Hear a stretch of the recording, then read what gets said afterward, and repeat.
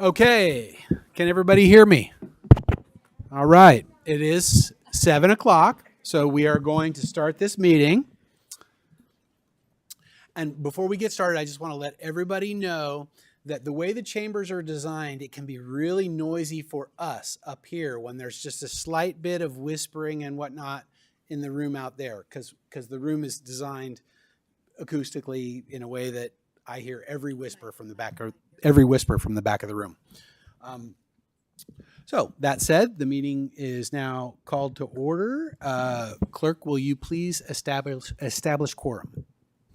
Councilmember Lang? Here. Councilmember Meadows? Here. Councilmember Weinberg? Here. Vice Mayor Fliger? Here. Mayor Daley? Here. We have a quorum. All right, and the Vice Mayor will lead us in the Pledge of Allegiance. If you're able, please stand and join me in the Pledge of Allegiance. I pledge allegiance to the flag of the United States and to the flag for which it stands, one nation, under God, indivisible, with liberty and justice for all. Thank you. Thank you, Vice Mayor. We did have a closed session tonight, and the council took no action, so there's nothing to report from the closed session. I'm going to look to my colleagues and ask if there are any proposed changes to the agenda, the order of the agenda tonight. Okay. And now we'll move ahead with our special item, which is very exciting. Is Mr. Gallegos here with us tonight? And ask and you shall receive. Yeah.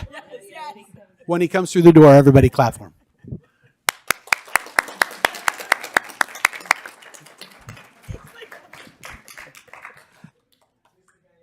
Mr. Gallegos, your timing is perfect. You're up. This is the special item, the essay contest. So do you want to just tell us a little bit about the essay contest and help me handle this piece? Okay. Tonight, before you tonight is the 41st annual Margaret Thompson Essay Contest. It's a joint program put on by the History Museum and the Historical Commission. It allows local students in 3rd through 6th grade to write based on a prompt regarding history in the community. And so earlier tonight, we had an ice cream social. Sorry you weren't able to attend. And so they award certificates. And then they're here tonight to receive an award from the mayor, and that'll be in the area of a cash award. First prize recipients will receive $50. Second place recipients will receive $30. Third place, $20. Okay, and I have a stack of checks here. I don't think those look like that. Okay. Sean, how should we do this? Should I read? I would like to read the individual names, but I have a list, right? Is there a proclamation or something that I should be reading as well? No, there's no proclamation. Typically, the mayor provides the checks individually to them. And then many times there's either individual photographs with them or a photograph at the end. It varies from year to year. All right. So here's what we're going to do. I'm going to come forward, and I'm going to stand in front of the dais. And I have something else in addition to your checks. Actually, maybe I'll stand over here in front of the seal, because that's a good suggestion. Give me one moment. I have to get something out of my bag.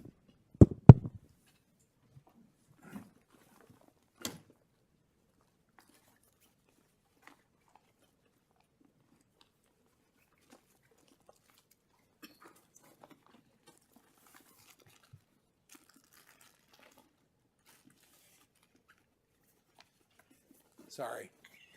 It'll be worth it.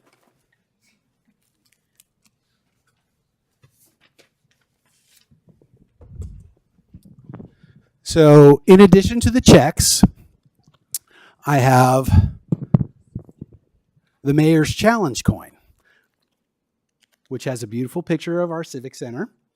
And I will be giving this to each of our essay winners. And the significance of this challenge coin is that the only people who get these are people who are doing something special to advance the sense of community here in Los Altos. And when I give this challenge coin to somebody, it means that they can present it anytime to me at any time in the future and say, Mayor, I need a favor, I need a meeting, I need you to, and I mean it. No, I'm not kidding. It doesn't mean that I'm going to do what they ask for, right? But what it means is the people who carry these coins are leaders in our community and deserve the opportunity to be heard on things that are important to them. So hang on to it.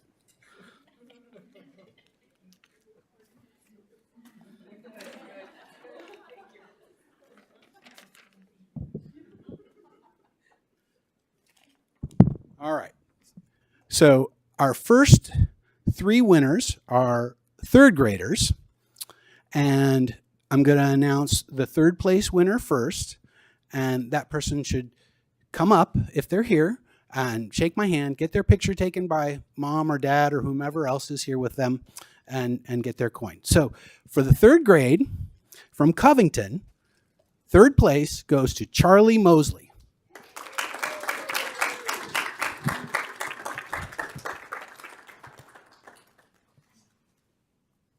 Do me a favor and find Charlie's check. Charlie, here's your coin. Shake my hands. I appreciate you coming here from a baseball game. Pony baseball or Little League baseball? I'm guessing pony with the name Mets. Yes? No? Little League. That's right. Okay. I should have remembered that. Congratulations. Did you play well today? Yeah? Did you have fun? Yeah. That's what counts. Thank you very much. And did you find his check yet? No check. It's in the mail. It's in the mail. We'll find your check. We'll get it for you. Charlie Mosley. That's it. There we go. See, we got it. Yeah, let's stand to seal. Second time in a week you guys came to school last week. Oh, that's right. You remember he was at Covington?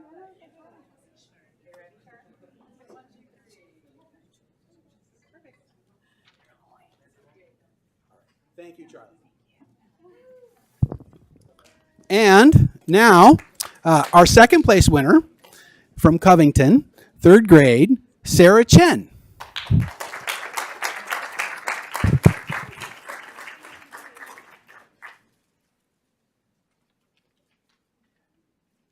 your challenge coin. Thank you, Sarah. And here's your check.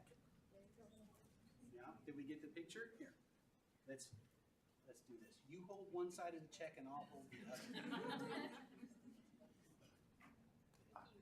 welcome. Congratulations.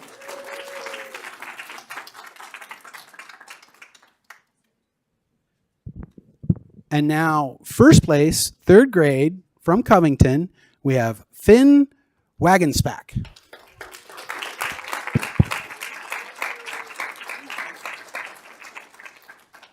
Congratulations, Finn. Here's your coin. We got a check for Finn. All right, we'll both hold it and have the picture taken there.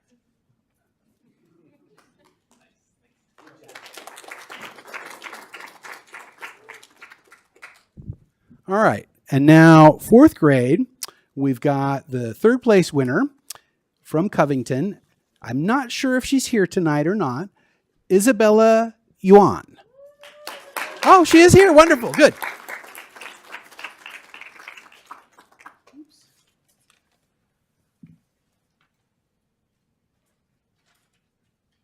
Here's your coin. Thank you. Here's your check. Let's hold this one together and have a picture taken.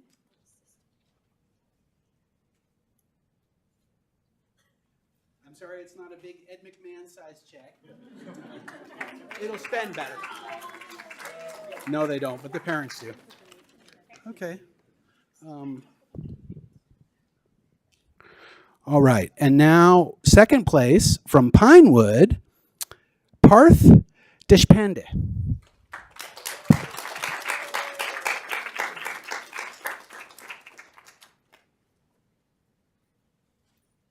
Here's your coin. Thank you. And your check. What really counts, right? Thank you very much, Parth.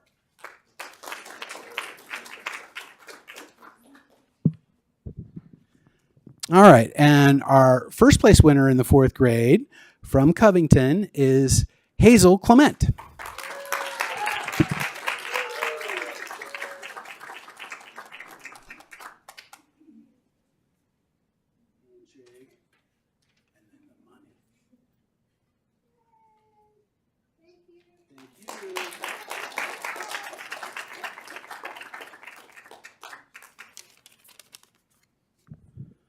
All right, we're going to move on to the 5th grade.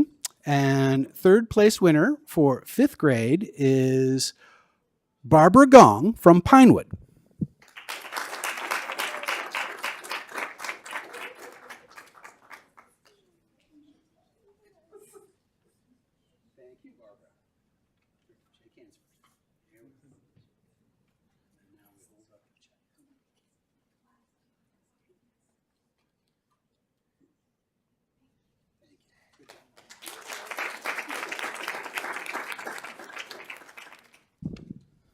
And our 2nd place winner in 5th grade from Covington, Anya Jane.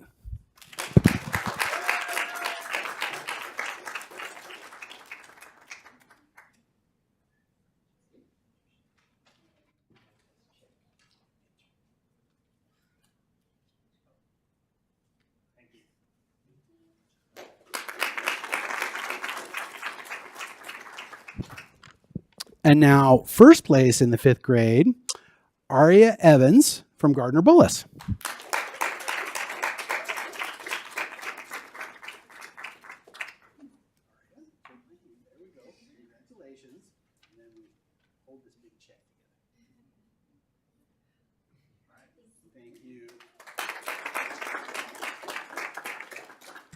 All right, and last but not least are our 6th graders. And the 3rd place winner for 6th grade from Santa Rita is Dae-Young Lee.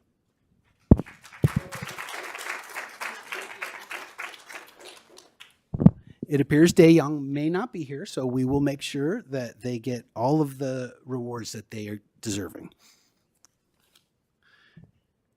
And then 2nd place winner from 6th grade is Rishik Rahman from Springer.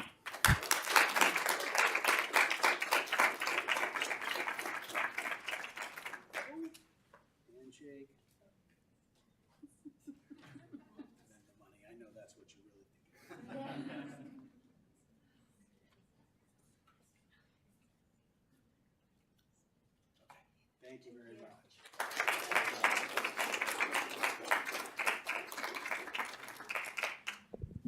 And then finally, 1st place for 6th grade goes to Leah Cow from Pinewood.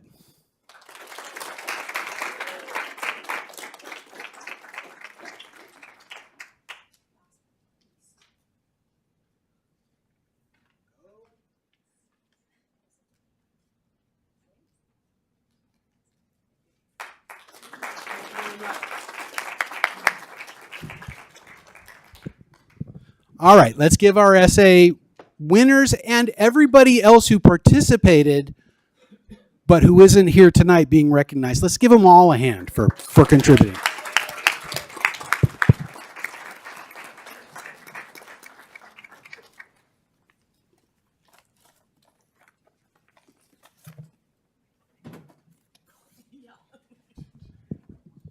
All right, so next we're going to take public comments for any items that are not on the agenda. Do we have cards submitted? Yes, we do. We have 3 cards. Okay, I'm going to let the room clear for a couple of minutes, and then our commenters will have 3 minutes each. Thank you.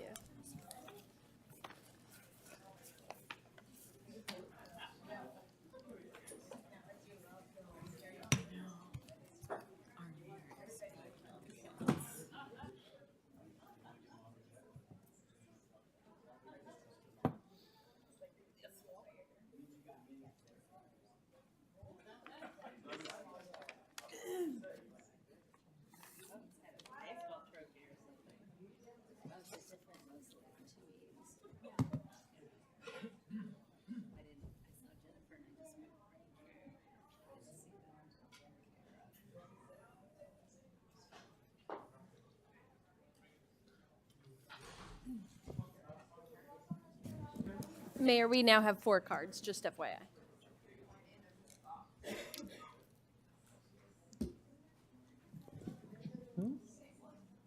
My autograph, yes. Where would you like me to put it? On this? On the envelope. Yes.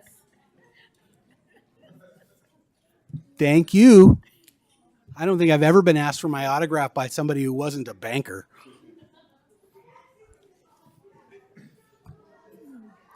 All right, so we've got 4 speakers. We'll still do 3 minutes each. Will you call the first speaker up for me, please? Connie Miller.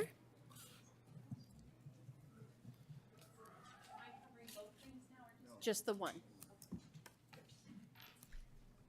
This is the most fun city council meeting I've ever been to. This was great.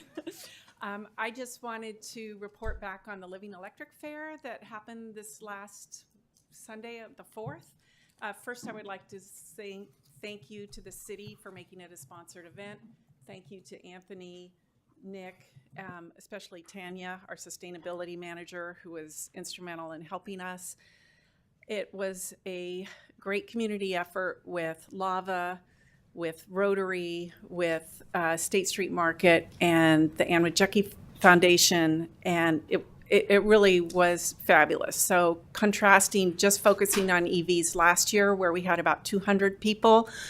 This year, depending on how you triangulate the numbers, we had around 1,200 to 1,400 people.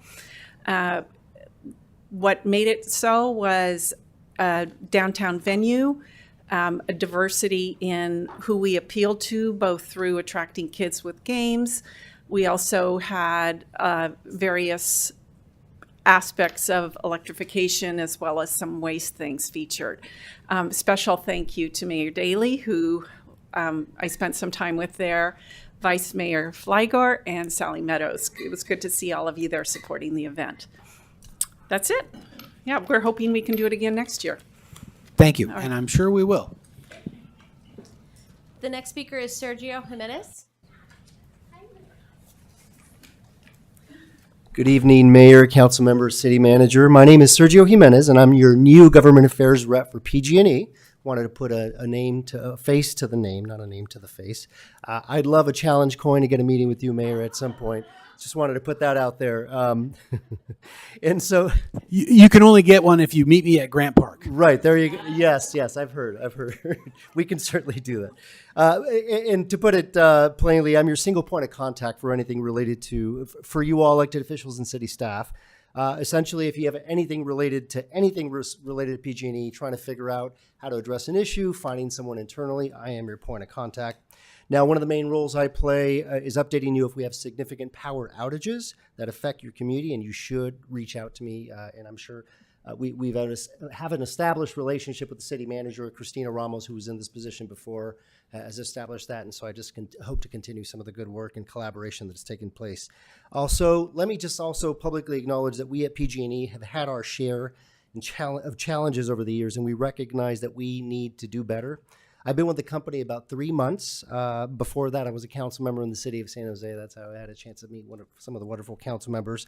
But I can attest internally and public facing that the commitment to our customers and the hometowns we serve is real, sincere, and literally rooted in doing right and doing better to all the communities that we serve. And in this spirit, I'll be reaching out to each and every one of you, hoping to have coffee, hoping to learn about what your priorities are, what some of the challenges are, and certainly what you're hearing from the residents. So simply want to introduce myself. Thank you so much, and I'll be reaching out to you individually. Thank you.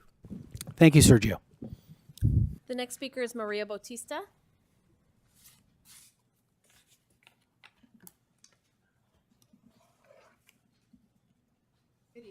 See, before the clock starts, can I just take a minute to say that I absolutely appreciate what you've just done with recognizing students for their interest in Los Altos history. Applause to all of you. So I actually just have 2 asks tonight. First, I think that Los Altos really does need to adopt a comprehensive EV charger policy with clear and publicly vetted guidelines for installation. It seems like all of our surrounding cities have done such documentation.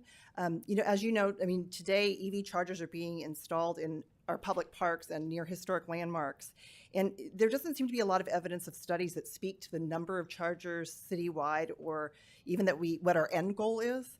And I think it's helpful, of course, to have indication of EV chargers in the project scopes of work, and some recognition of the impact on our already limited parking in parks, because EV chargers do require ADA compliant stalls based on the number of overall parking stalls in a given location, in addition to standard ADA. So the number of dedicated stalls is fairly great, and we have pretty limited parking already in our parks.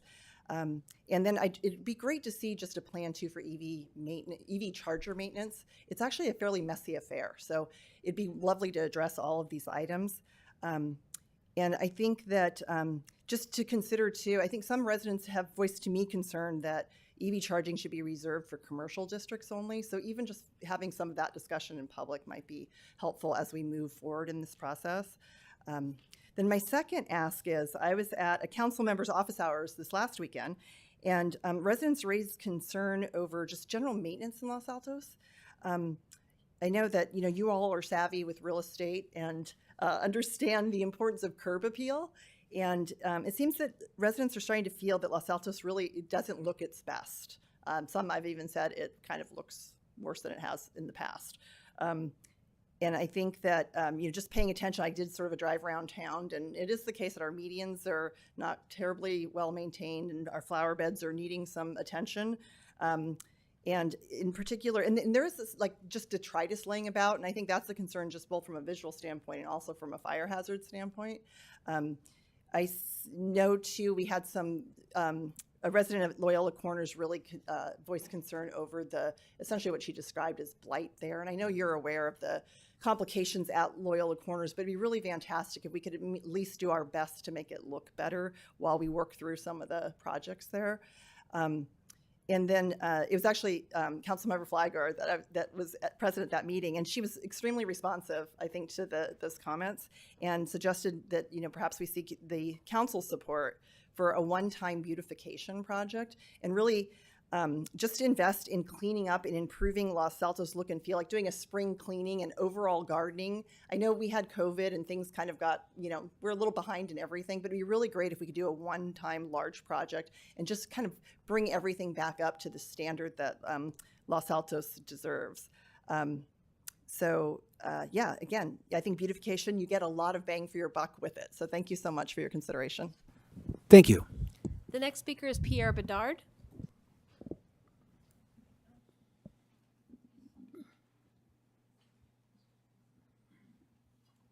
Hi, and thank you for letting me speak in front of the City Council. Hopefully I won't choke on any of my words, but I'm here as a member of the public, but also really to highlight a couple upcoming events at the library. We're going to be having a special Library Commission meeting on the 22nd, where Anderson Boulet is going to unveil the design for the public to look at and comment on. I'm here really to raise awareness to that, to not only to you, but to the public. It's going to be followed by two sessions, May 24th and May 28th. Both sessions, remarkably, are during the Friends of the Library donation time. So if you want to, clean out your books and bring them over, please do at that time. But that's it, and thank you very much, and thank you for the opportunity of letting us advance this. It seems to be going well, and I have not seen the new designs, but I know there's a team working on it, and thanks to Anthony for getting that done. Thank you. Thank you, Pierre. All right, that's it for the public comment? Or we got another card maybe getting filled out? I'm not sure, okay, so it doesn't appear that we have any more cards. Okay. All right, so next up will be the consent calendar. And First, I will ask if any of my colleagues would like to have anything removed from the consent calendar. Yes. I don't necessarily want to remove anything, but I have a comment. But if you want to take public comment on consent, I can make my comment after, whatever you want to do. Yeah, Mayor. as soon as we find out whether or not Yes. we're going to remove anything, I'm going to take I'm public not comment. removing, All right. I hope. Yeah. Anybody else have anything they want? Okay. Yes, Vice Mayor. And because we're doing electronic voting now, I just want to clarify with the clerk, if we're voting for the consent calendar in its entirety, but there's one item on the consent calendar that I want to vote no on, how do I handle that with the electronic voting? That's a really great question. So that I'm not quite sure of the answer. What we will have you do, we would probably say the consent calendar excluding item blank, and Okay. then I would say we do a separate vote. It may not be able to be an electronic vote because the consent calendar, I can only do one electronic vote per item or per section, which is a consent calendar is a section. And then we would do a separate vote on the item with which you choose to vote no. Thank you. Okay, thank you too. I think I understand that, and we have a path forward on that. So now I will take public comment on the consent calendar. Are there any items on the consent calendar that the public wishes to, on which the public wishes to comment? Okay. I know who you are. If you would kindly fill out your card after your remark, that would be fine, because you are sort of a known commodity. Janine, come on up and make your remarks. So I It'd be do 3 minutes. have 3 cards filled out and 4 with Janine. Perfect. Let's go 2 minutes each, actually. Okay, 2 minutes. 5. Oh, I'm sorry. There's one extra they just filled out. Okay. The first speaker is Connie Miller for item number 10. Thank you. Item number 10 is the gas leaf blower ban. And I haven't been involved in all the meetings, but how I interpreted the language that is a part of this on the consent calendar is that we have studied what we've done thus far. We've compared it to Palo Alto. And even though it's not perfect, we're kind of continuing on with just using carrots and not sticks. And we are just continuing just to issue warnings as opposed to citations. If that's the case, I would encourage you to consider those violators who have double-digit violations where they've been cited multiple times and warned multiple times, and just with impunity continue to use their gas leaf blower. At what point, at what is the right number at which we actually issue these people a fine? I think we're hurting them in the right direction with our warnings, but if we want real progress, we should begin to exercise the fullest of the law and fine them. You know, and it would be less frustrating for the person to have to issue all of those warnings to, and the public that submits the violation. That's it. Thank you. Thank you. The next speaker is Linda Ziff.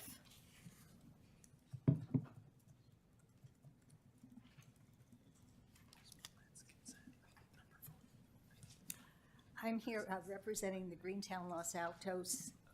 Linda, there you go. Perfect. Okay.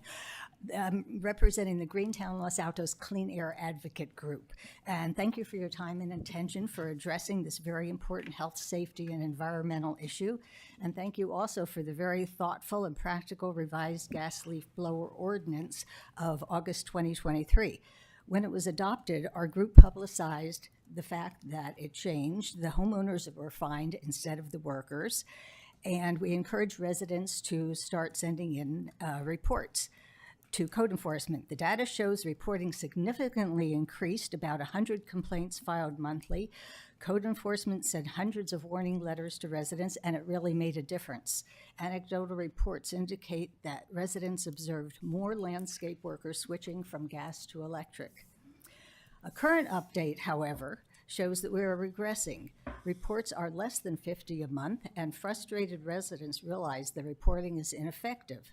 Some of the landscape workers who had switched to electric are now back to gas, 3 on my street alone.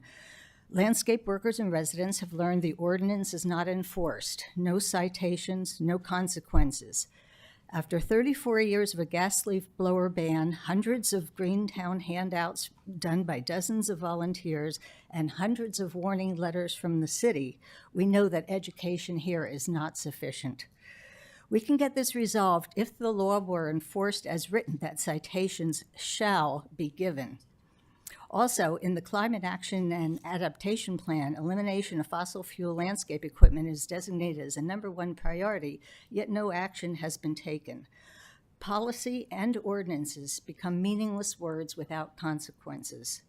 We can change this now by issuing citations. Residents have done their part by reporting and giving code enforcement a roadmap, time, place, and everything. Okay, gas leaf blower complaints comprise 86% of all the complaints that go into code enforcement. We believe that it deserves to be addressed for cleaner air and healthier living and a good work environment and quieter neighborhoods. We need tickets, tickets, tickets. Thank you. The next speaker is Myra Orta.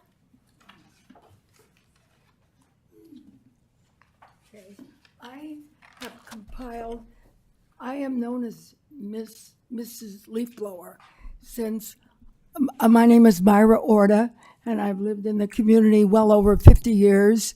And I was the leader of the group called BAN, B-A-N, Blowers Annoy Neighbors.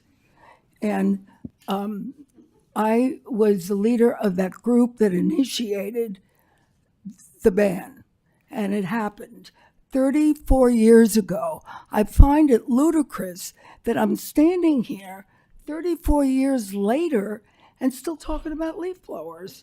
It should be ancient history. And the reason it isn't is because of enforcement. But you know what? Enforcement was a problem from day one.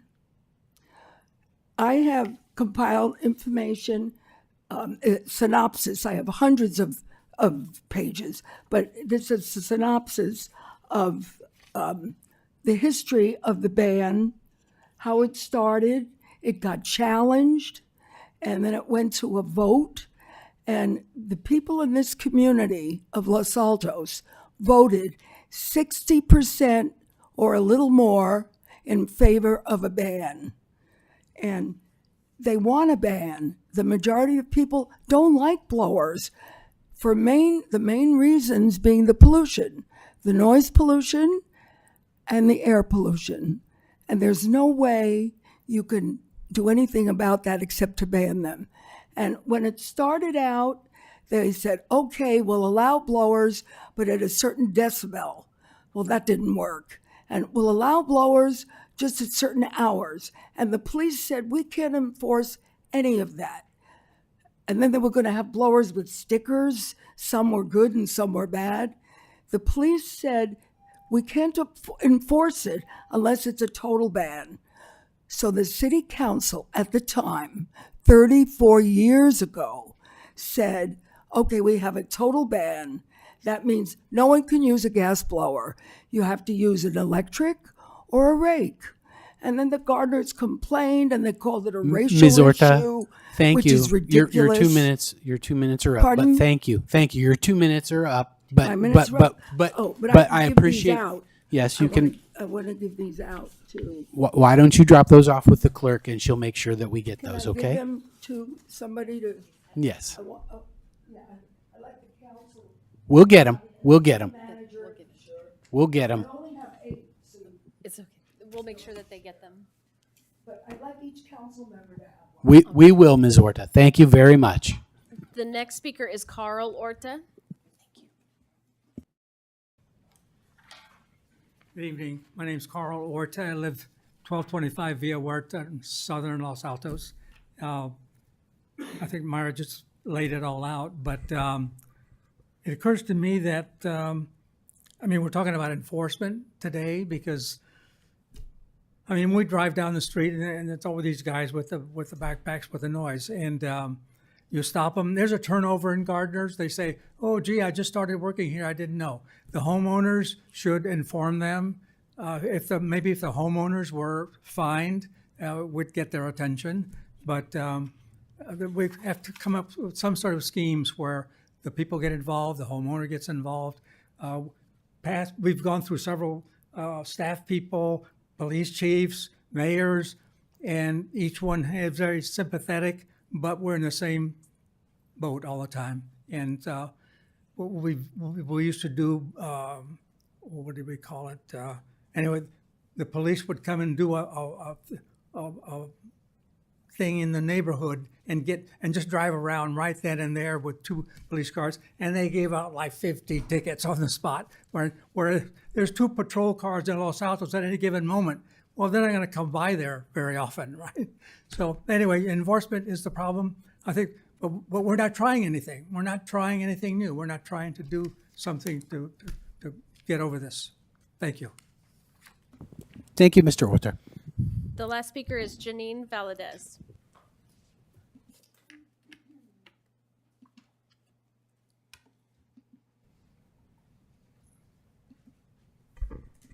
Hello, my name is Janine Valadez, and I'm a park commissioner, but speaking as a member of the public. Not knowing exactly how items in the Q&A are legislated, I'm going to make my comment very brief, but say that on item number 4, on the new policy for sponsoring events, the line 6, which is crossed out in the Q&A, which I completely agree with, but is not crossed out on the exhibit presented in the actual item. So I'm hoping that the Q&A will win out. I believe that line item 6 under the category of under no circumstances shall the city council authorize the sponsorship of a special event that, and then line item 6 is entirely subjective, and I believe that it should be removed. So the line is under no circumstances shall the city authorize an event that is considered highly offensive, which is subjective, to persons of average sensitivity, which is subjective, within the community, which is subjective and I think overly narrow. So that is my public comment. There is an amended thing done in the Q&A that is good. It just strikes that whole line. So I support that. Thank you. Are there any more comments? There are not, but I did want to just make one comment to the council that brought up a good point. Because the QA was amended with that, if the council chooses to adopt the amended version that was in the QA, when the motion is made, it should say for that item as amended. Okay. So I'm going to bring it back to council for discussion on the consent calendar. And So I'll just You go make ahead, my start. comment, Yeah. which shouldn't require pulling the agenda, but let me describe it. It was mentioned also in the Q&A by more than one person that the downtown Lava's event, the egg hunt downtown, was referred to in the resolution as the Easter egg hunt. Just meant this, as government speech, we're not really adopting any religion. So I was going to propose, as it was mentioned in the Q&A, that this be the downtown egg hunt, not the Easter egg hunt in the terminology, because and so I don't know if you want to pull that for discussion or if there's just broad agreement. I'm suggesting, although Lava has called it the Easter egg hunt, we're adopting all these things as government speech. We should not be adopting Easter egg hunt, but the downtown egg hunt. Just like our egg hunt is called the spring egg hunt. If you want to discuss, feel free to go ahead and pull. let me just look to my colleagues and see if anybody else has any remarks on that item. Councilmember Weinberg. We do also have in here the Hanukkah menorah lighting, which I don't have a problem with saying Hanukkah or Easter. It does. I don't think that's the government, the city adopting any specific religion. And I don't know how you would change the name of the Hanukkah menorah lighting, so that it's menorah lighting. But anyway, if no one wants to, that's my comment, and you know. But what does lava actually call it? They call it the Easter egg hunt. Yeah, I don't think we can unilaterally change the name of their event.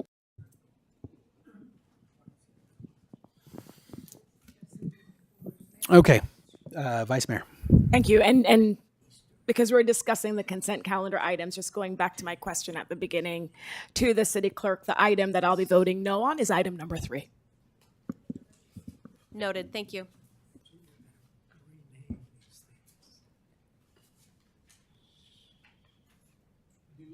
Do we have any other deliberation on the consent calendar? Councilmember Weinberg? I am curious if the city attorney has any concerns about the Hanukkah menorah lighting and the Easter egg hunt. I mean, having it be just the spring egg hunt or something would probably be better, but I don't know what you do about the menorah lighting. Neither one of them are our events to name. Yeah, so. They're not our events. And I don't know what else you would substitute for menorah lighting, I mean, without calling it a menorah. Madam City Attorney, can you comment on the case law that pertains to a city like Los Altos being involved in either a menorah lighting or Christmas tree lighting or any other event that's privately held but publicly supported?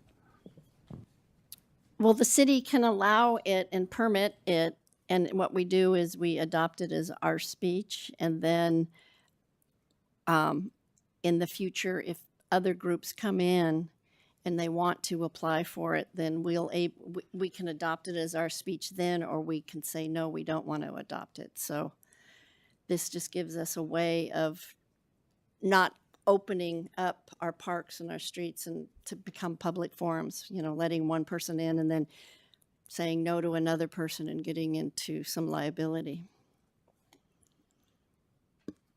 Okay, thank you for that guidance. I'm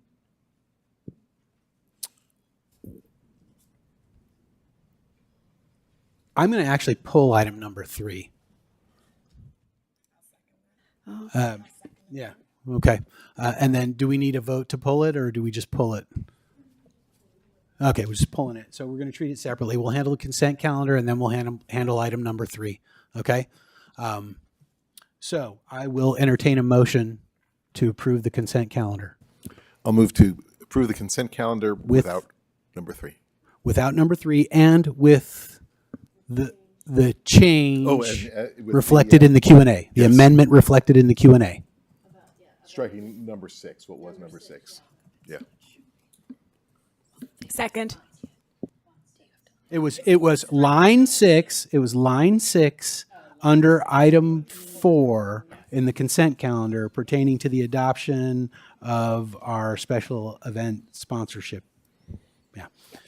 Okay. So we have a first. We have a motion and a second. Let's call the question. Press your button. Oh, we got to vote. Oh. If everybody could hit the refresh button on your screens and. Which is the refresh button? What does it look like? Refresh our memories. On the Muni Code tab. I'm sorry? Oh, the checkbox on the left-hand side, the check. Yes, that's refresh. What? The check on the left. My apologies. Yes, the left-hand side voting. Sorry, I It thought that says page was up. So we're voting yes on the consent calendar. Got it. Or you're voting on the consent calendar, however you choose. All right. And Has then everybody gotten their vote in? Have we figured out? It does look like all of the votes are Yes. Okay. And the result? in. Displayed on the screen, and we have a unanimous vote. Okay, wonderful. And now we will take up item 3. We have already deliberated to a certain extent, but if there are any other remarks, I will hear them. Colleagues don't look like they have anything else to say. All Uh, right. Yes, Sally? I please? think maybe the audience needs a reminder to be quiet because it's getting kind of Yeah. distracting. Sorry. Which I just did. Thank you. I do want to point out to my colleagues that we do, aside from whether it's our event or not, again, I'm going to make the point we're adopting for government speech. We call all the trees around town and events as holiday this and holiday that's. I think there's a difference between a Hanukkah menorah lighting and a menorah lighting. There's no practical difference, but the phraseology takes the holiday and keeps the instrument of the holiday there. The eggs are instruments of the holiday, but so I would still favor saying, regardless of what Lava calls it, that we refer to it as the downtown egg hunt, and the other one is the menorah lighting, because otherwise, then why don't we call the holiday tree ceremonies and everything Christmas tree lighting? So that's just my thinking. I understand how it can go either way. Vice Mayor? Thank you. And I was going to vote no on this item. And because it's pulled, I'll just add to what Councilmember Meadows has said. I think we should measure all the events that we're adopting as part of the policy with the test we've put forth in the policy we're adopting. And so one of the criteria is that it does not endorse or express a preference for any religious sect. And so I want to make sure that we're measuring all the ones we're adopting by this measure, the ones tonight and the ones going forward. So if and I don't have a problem adopting the menorah Hanukkah lighting, but if we're doing that, I want to make sure we understand we're setting a precedent that we're taking an exception possibly to this religious endorsement or support. Because I see that as inconsistent when I read it. I support Christmas tree, I support menorah, I support any of the other religions. I definitely shouldn't, advocate violence and all the other things. But I do think that criteria of advocating or expressing a preference for any religious sect could be viewed as inconsistent with the list we have in number 3, unless we're going to say we're not opposed to any religious group provided they're not doing all these other things we don't support.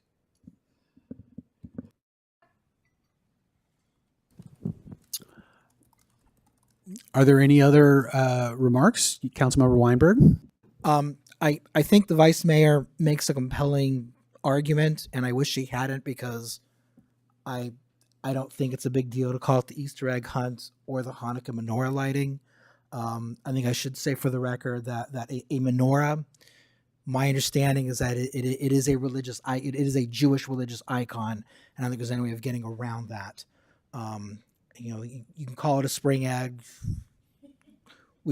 I think we all understand that it's an Easter tradition to have, and an egg is not an inherently religious icon, but in the context that it's being used, it certainly isn't designed to be a celebration of a holiday. I also would not, I wouldn't have a problem with us adopting government speech for another religious holiday or festival. But I am concerned if we're adopting as part of the policy nothing religious, then we shouldn't violate that. And that, Vice Mayor, did I understand that right? Your concern was simply that we're adopting as government speech 2 items that seem to actually violate. Right, Yeah. but I want to be clear. I am fine adopting the menorah lighting and the Christmas tree and our Easter egg hunt. But we need to make sure that we're applying the same standard across the board. So do we need to strike or clarify when we say any religious sect? What does that really mean? Or do we completely strike that? Because we are adopting at least 3 items that are tied to religion. Easter, Christmas.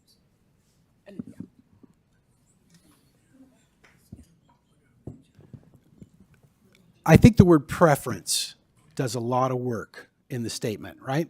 So in my view, we can sponsor religious events without showing a preference for one religion or another, particularly since we sponsor a menorah lighting, a holiday tree lighting, an egg hunt, an iftar.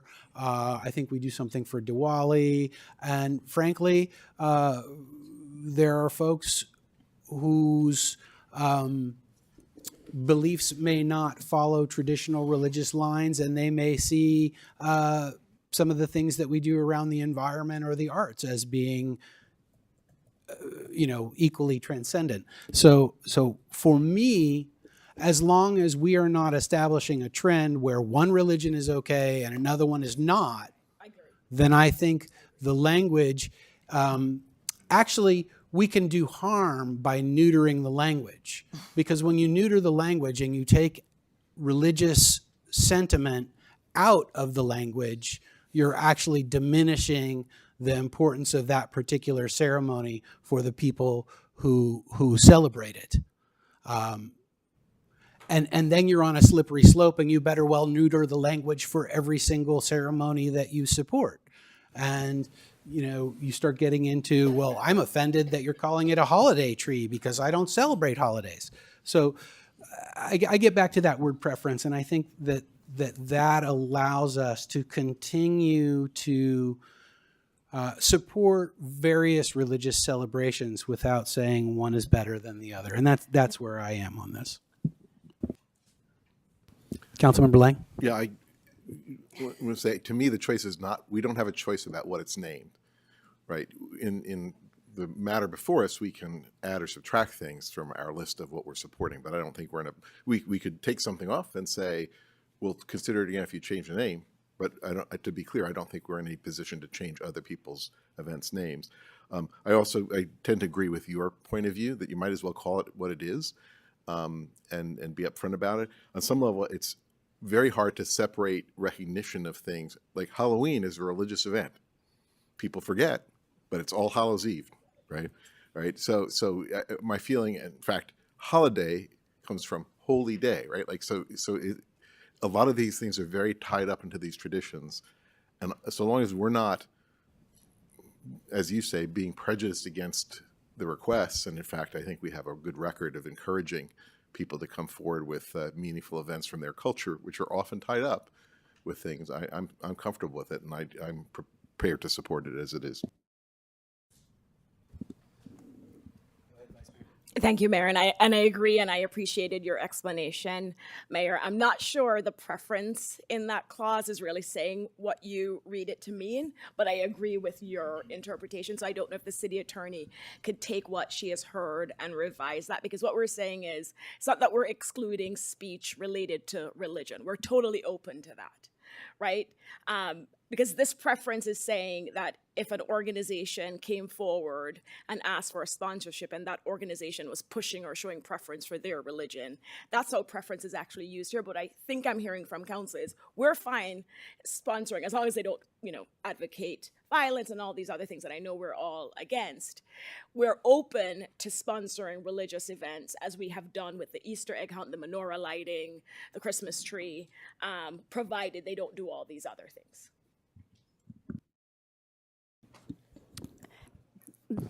That's what I would say, because it's endorses or expresses a preference. So that's what it says right now. And I think expressing a preference, I think that's strong enough. I mean, I'm trying to figure out, we're not endorsing is good, expresses a preference, expresses a. It's saying the special event doesn't show a preference. Mm-hmm. It's not that our sponsorship shows a preference. It's actually tied to the special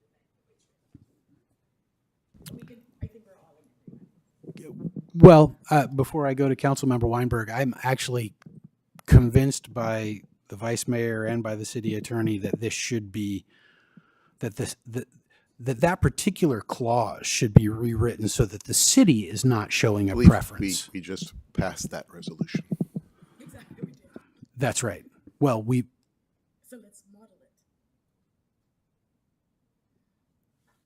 We could reopen it. City attorney, can we go back and reopen it? No, well, Because we have approved yeah, we approved it. Yeah. Anyone in the majority is allowed to ask for For reconsideration. Yeah. And we were all in the majority. Yes. So any one of us can ask for reconsideration. And it's not, it's just to direct the city attorney to revise the language. Yeah, that's all it is. Yeah, I'm going to go ahead and move that we reconsider item number 4 and ask the city attorney to come to bring it back with better wording. Clerk and city attorney, will you please advise me on the proper order for conducting this reconsideration? I think if you have a motion to reconsider. So I'm making a motion to reconsider. I think it goes on as a future agenda item. Right. Doesn't it? So I would need a second now, the next thing, right? Am I correct that the next thing would be to get a second on the motion to reconsider?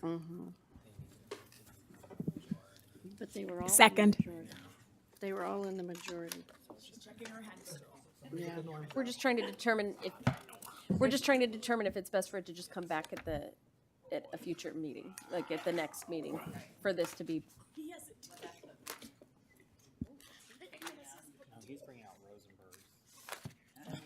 Oh, Rosenberg's. is No, because different. Rosenberg doesn't have the detail.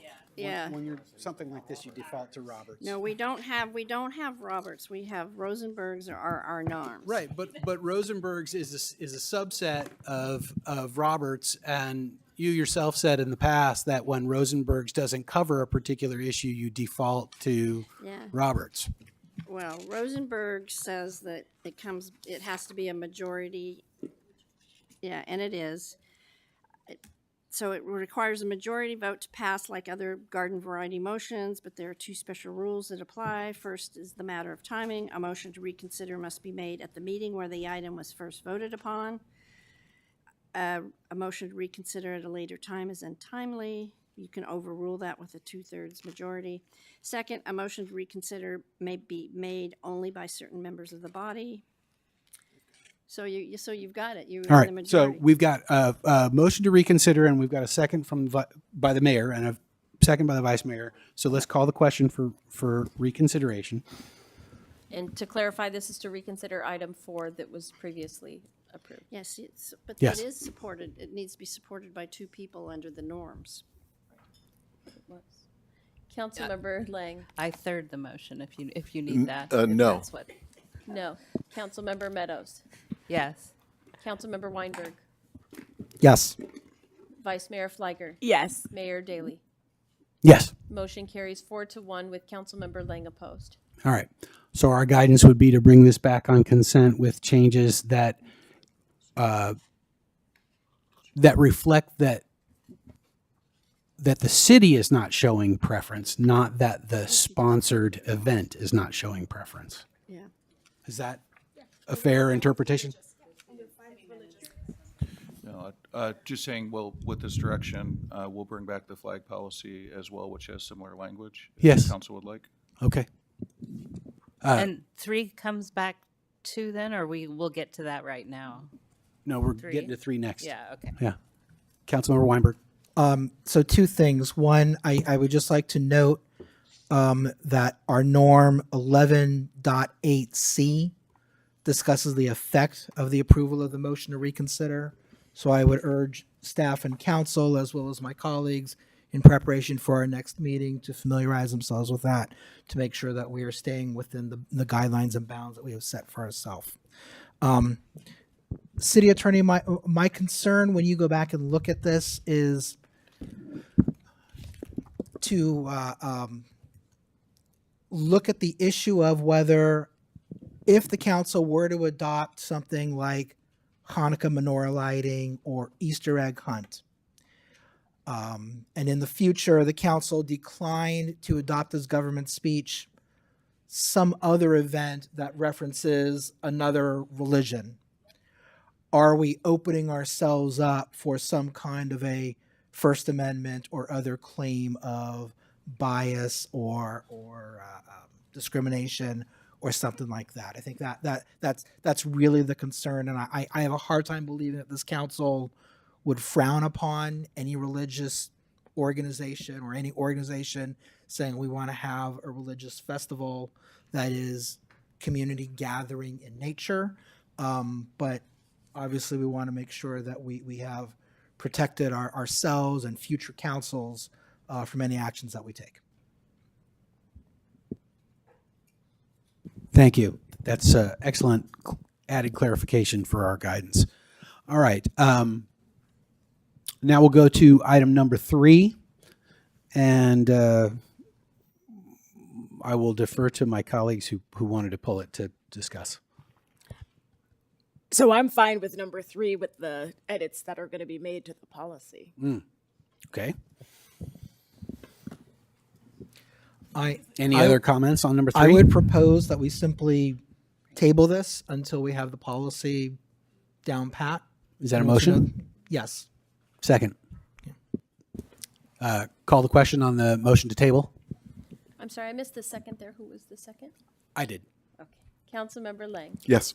Councilmember Meadows. Yes. Councilmember Weinberg. Yes. Vice Mayor Fliger. Yes. Mayor Daley. Yes. Motion carries. All right. Thank you.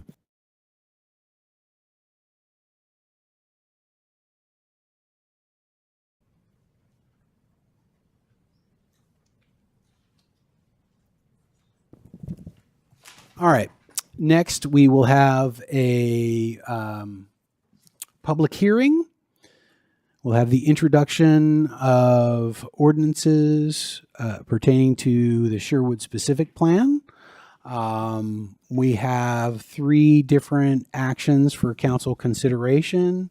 An ordinance of the Los Altos City Council amending Chapter 14.5 of the Municipal Code, an ordinance repealing in its entirety the Sherwood Gateway specific plan, and an ordinance rezoning certain parcels located along San Antonio. So are we going to start with the staff report? Yes, Mayor, and there should be a PowerPoint that starts presenting momentarily. So good evening, Council. Tonight we are going to discuss the Sherwood Triangle rezoning for your consideration. As background, the Council considered on January 28th, earlier this year, a private zone text amendment request that was made by a member of the public. That specific ZTA, as I'll refer to it, requested the allowance for ground floor residential uses within the CN district, which would have amended the entire provision for all CN zoning classification designations throughout the city. The council did not accept that ZTA as it was requested, rather directed this to go to the Planning Commission for a study session for consideration of rezoning this Sherwood specific plan area in order to be able to effectively achieve the same results operatively. So that Planning Commission study session was conducted on February 27th. Where the commissioners did discuss in its entirety what is being considered tonight. It was again then presented to the Planning Commission for formal consideration and their recommendation, which is included for the council tonight, which looked at the rezoning of the Sherwood area. Visually, what's graphically shown is just an aerial perspective. This would be essentially almost flying over the Village Court property directly across the street from the Sherwood area. So El Camino Real is the street on the left going essentially from the bottom to the top of the slide, and then San Antonio Road kind of going parallel to the bottom of the screen. So as you can see, this perspective, there's a lot of surface level parking and minimal existing structures that exist today or that have been updated or improved upon in the last several years, which I'll touch on here shortly. In total, the Sherwood Triangle area is 42 parcels. And of the 42 parcels, all of the parcels are designated the thoroughfare commercial TC land use in the general plan. So there's 2 designations. The council Q&A requested some clarification on that. There's your general plan land use designation, and then there's your zoning classification or designation. They are different. Our zoning code and general plan are kind of unique in regards to that they kind of just swap the term. So in the zoning code, you would also see commercial thoroughfare, so CT. So it does get a little bit tricky. So happy to kind of further explain. Of that, though, the existing Sherwood Triangle has two zoning designations effective today. 39 of those parcels are zoned commercial neighborhood, or CN, and 3 of the parcels are zoned OA, or office administrative. The Sherwood Gateway Specific Plan was originally adopted in March of 1999. And one minor amendment, which was made approximately a decade later in 2008. Largely, it is a vision document.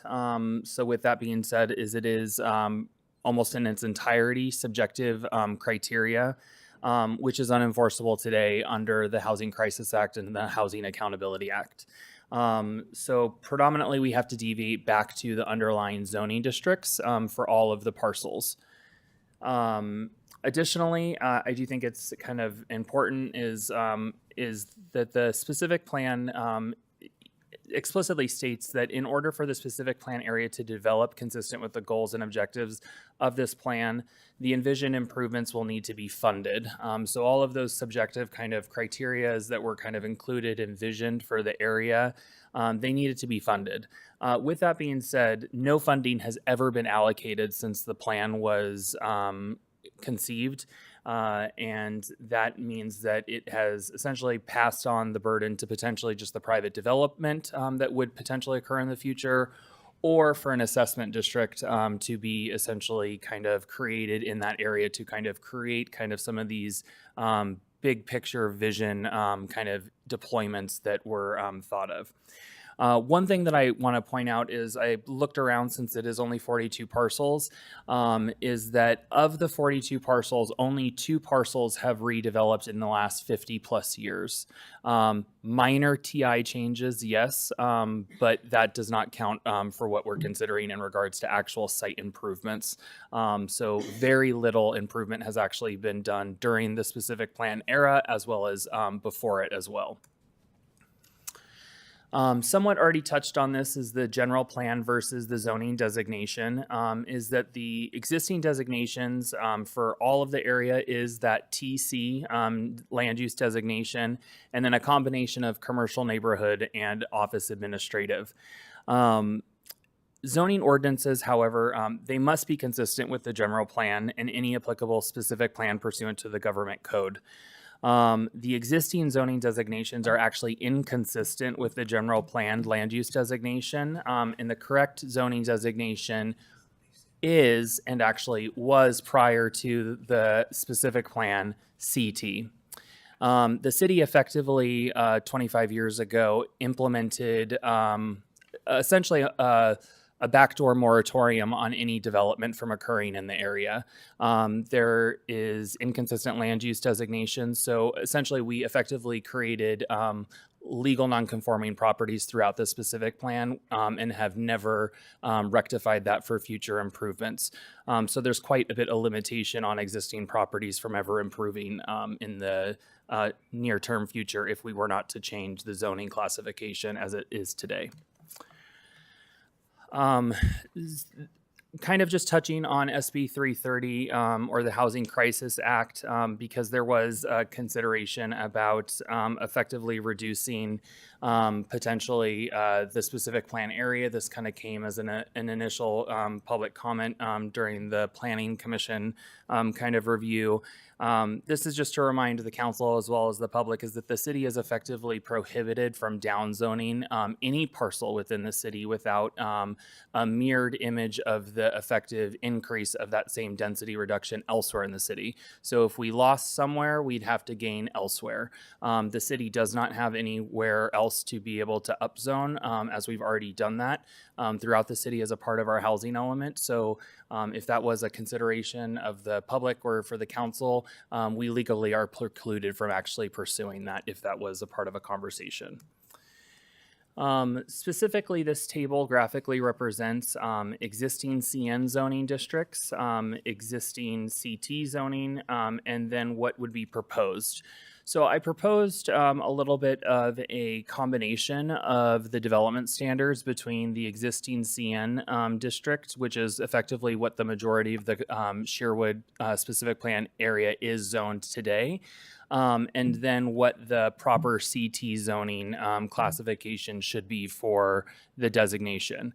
That being said, the reason why we landed on these numbers is effectively the only changes that you would see would be for the front, side, and rear setbacks. These setbacks are actually fairly consistent with what we actually see in the built environment in the last several years, especially with the use of certain tools such as state density bonus law and other provisions under the housing laws available to development. So effectively what you see in the proposed is a carryover of the existing height limits that are allowed in CT, and then a blending together of the setback requirements in the between the two zones. So I do want to touch on some written public comment that was received at the Planning Commission April 3rd meeting. At a high level, existing single-family dwellings on Sherwood Avenue and the limitations that are existing as of today. It was expressed by multiple of the single-family homes that are along Sherwood that expressed their frustration over the last several years of wanting to make improvements to their properties. And again, kind of going back to what I am kind of simplifying is essentially the effective moratorium that we put on their properties by creating legal nonconformities with no remedy for them. Our non-conforming expansion section in the Los Altos Municipal Code is actually quite limiting. It really is kind of the bare minimum that's required under state law. So there is quite a bit of limitation on those properties as it is today. One of the concerns is that that means that they would also then further be limited because of the minimum lot size. That was incorrect and kind of talked directly with a couple of the residents. That would only come into effect is if they were doing a new subdivision of land. So if they were doing a condo map, that would not be a consideration. They'd actually have to subdivide the physical ground below their feet. So if we were to say, let's say, have a full acre of parcel area, which we do not have in the Sherwood area, and they needed to meet the minimum lot dimensions and size area, they would then have to do that. But the existing parcels would be able to consolidate, they would be able to merge, so on and so forth, and they would be able to do condominium plans as a part of subdivision. The CT objective design standards applicable to existing single-family dwellings, I'm going to actually touch on that because we actually did already provide a remedy as a part of a recommendation that I made to the Planning Commission, which was accepted, which does effectively address that concern of the public. The CN district should allow 100% residential development. We discussed that actually previously ad nauseum when we did the CN rezoning as a part of the housing element.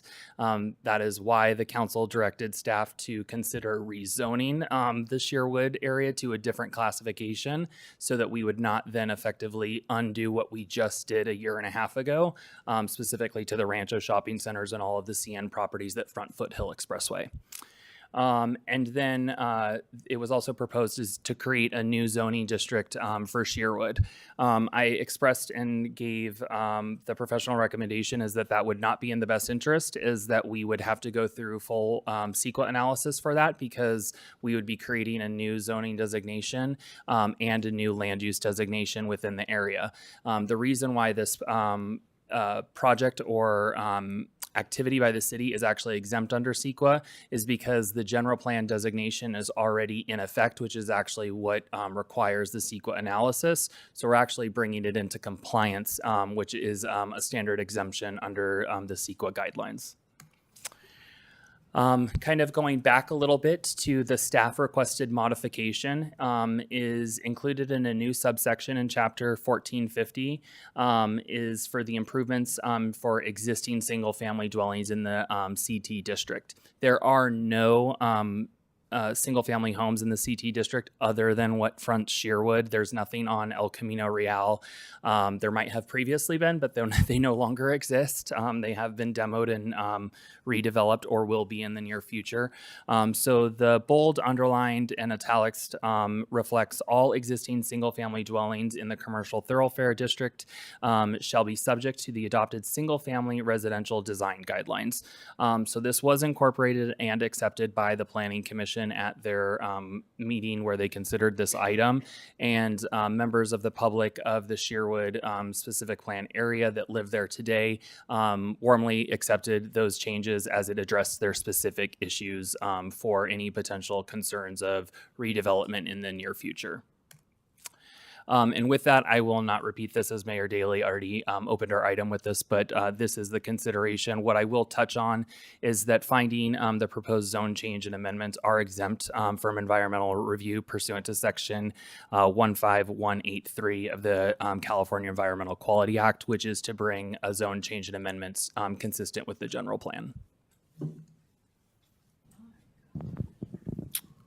Okay, I'll look to my colleagues and see if there's some questions for clarification before I take it to the public for comment. Vice Mayor?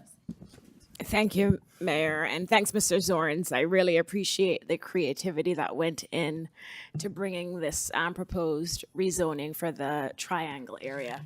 So a couple of questions. One, I'm going to start with the last point you made about allowing the single-family dwellings that currently exist in the Triangle area to have to comply with their own design requirements.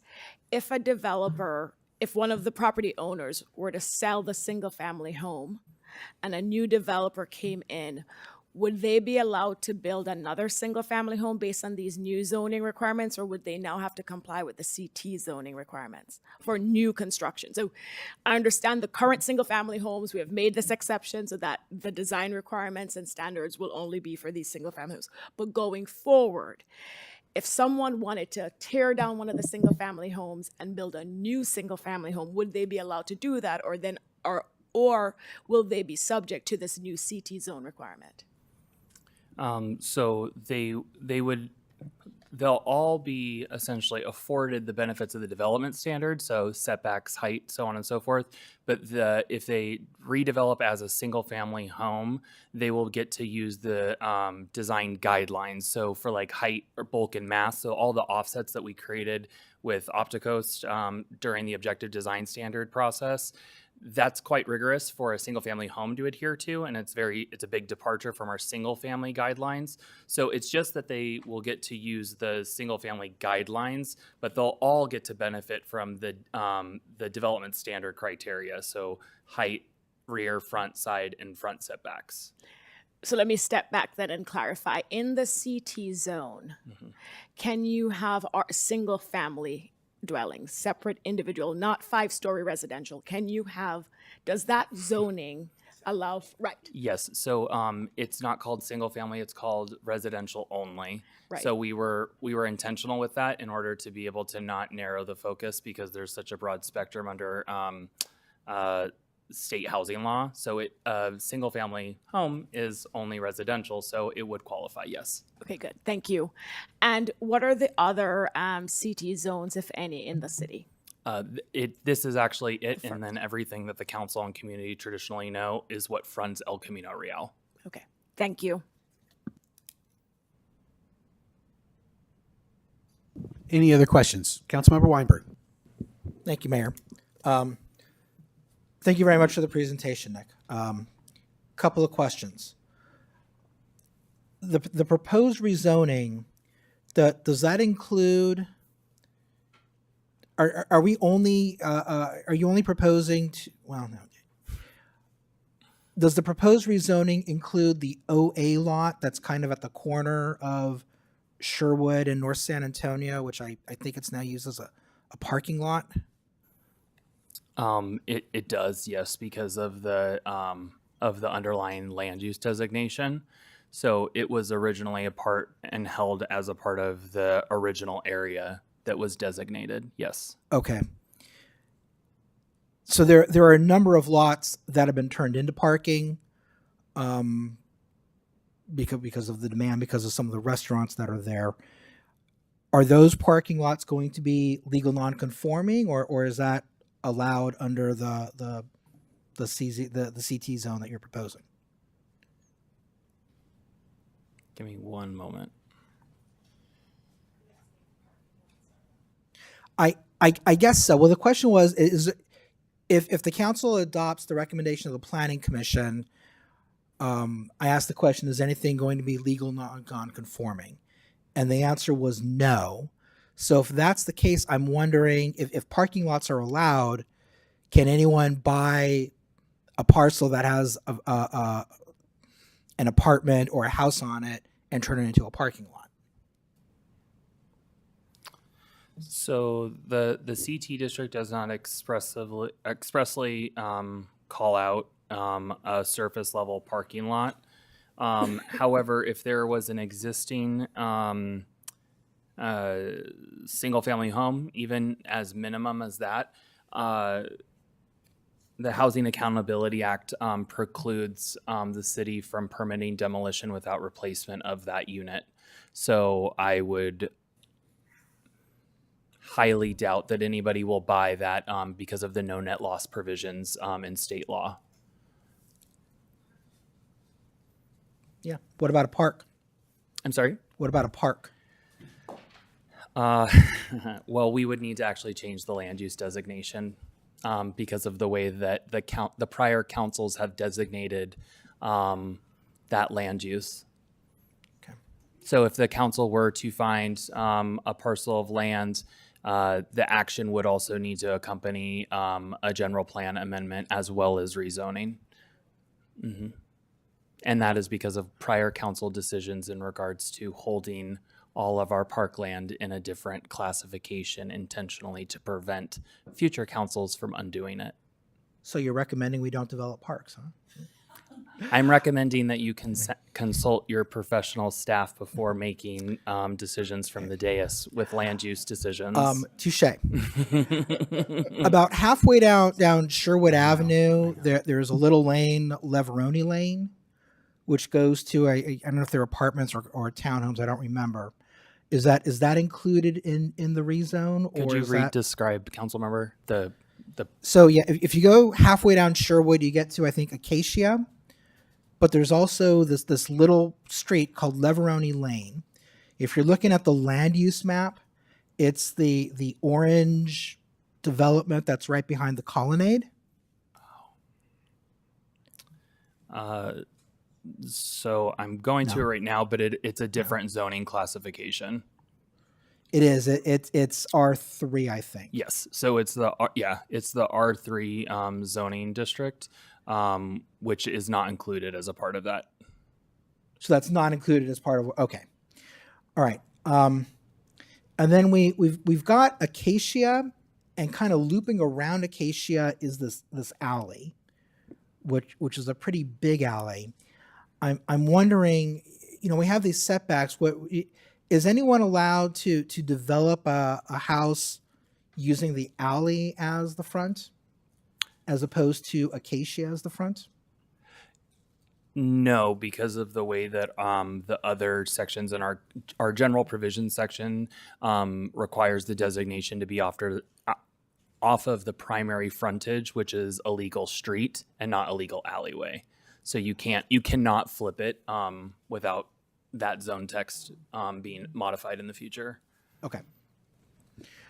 And then my last question, unfortunately I don't have my note in front of me, but I recall that when this was discussed at the Planning Commission, there was some question about how this would be applied, and you had made note that planners have an interpretation book, I guess kind of your own CCR. Can you talk a little bit about what it is you're proposing to put in there and whether or not members of the public are able to see that? I mean, and again, I'm kicking myself for not bringing my notes with me to be specific about it, but I do remember you saying, well, we're going to make sure that we interpret it the way that's going to allow the type of development that the commenter wanted. But I'm just wondering if that's public somewhere or if that's only hidden in some dusty folio in the back office. So written policies and procedures of land use interpretations are subject to the Public Records Act, which is what I opined on at the Planning Commission meeting. The commenter specifically, I'll expand a little bit, was commenting on prior staff's change in interpretation, not change in regulation, but change in staff interpretation with the change of the staff. So what I offered was actually a two-prong approach. Would be one for a member of the public to request a zoning verification letter where we would memorialize a site-specific, which would be the same for all of the single-family homes, about what these modifications allow and entitle them to under the code as it would be adopted. But then also that same type of provision and explanation in that internal guidance document for staff on what provisions are to be followed and applied for legal non-conforming properties, and how that could be allowed. So specifically, one of the single-family homes has a bit. I'll kind of backtrack a little bit because one of the main reasons why all of the properties on Shearwood had never been allowed to actually expand or expanded with a very specific limitation was they were all legal non-conforming by use.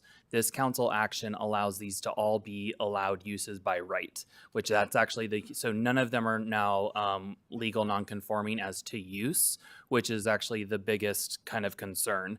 Some of them might have non-conforming setbacks, but that's actually something that our code allows us to essentially kind of ignore the non-conforming setback as long as you're not exacerbating it. So if you have, let's say, going along Shearwood, a side setback or front setback that's off by 2 feet, if you wanted to kind of continue the structure string line at that same kind of parallel, you would not be able to, but you could jog it back the 2 feet to be conforming and then continue your structure just beyond it.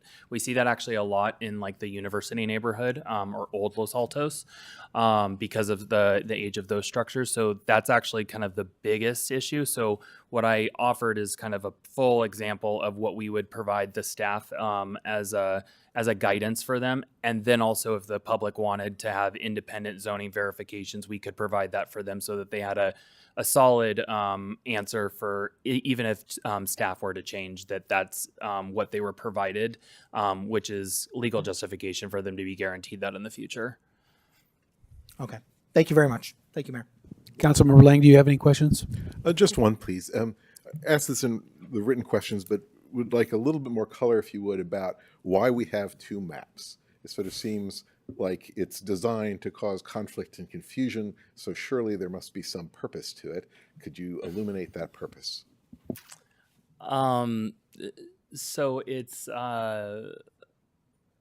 general plans set the depending on how they're structured, sometimes set the ceiling, but sometimes set the ground. The zoning provides the specific kind of implementation of what your general plan is.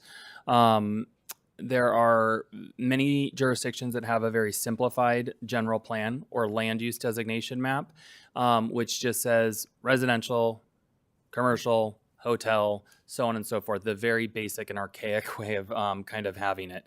Or you have what ours was when we originally incorporated, which was zoning districts which mirror exactly, but just flip the name, like CT to TC, so on and so forth. And then we've evolved by adopting additional zoning classifications after to further refine our implementing document. So we've set essentially the kind of the stage for where they can go in regards to the allowed uses as a broad spectrum kind of land use. But then we have specific kind of categories that they can further kind of those implementing. I know that doesn't really probably help further explain it, but for a planner, that makes perfect sense. I'll take your word for it. No, that's very helpful. In fact, thank you very much. Okay, public comment. Yes, we have 2 cards. The first speaker is Udam Dwivedi. All right. 2 minutes each.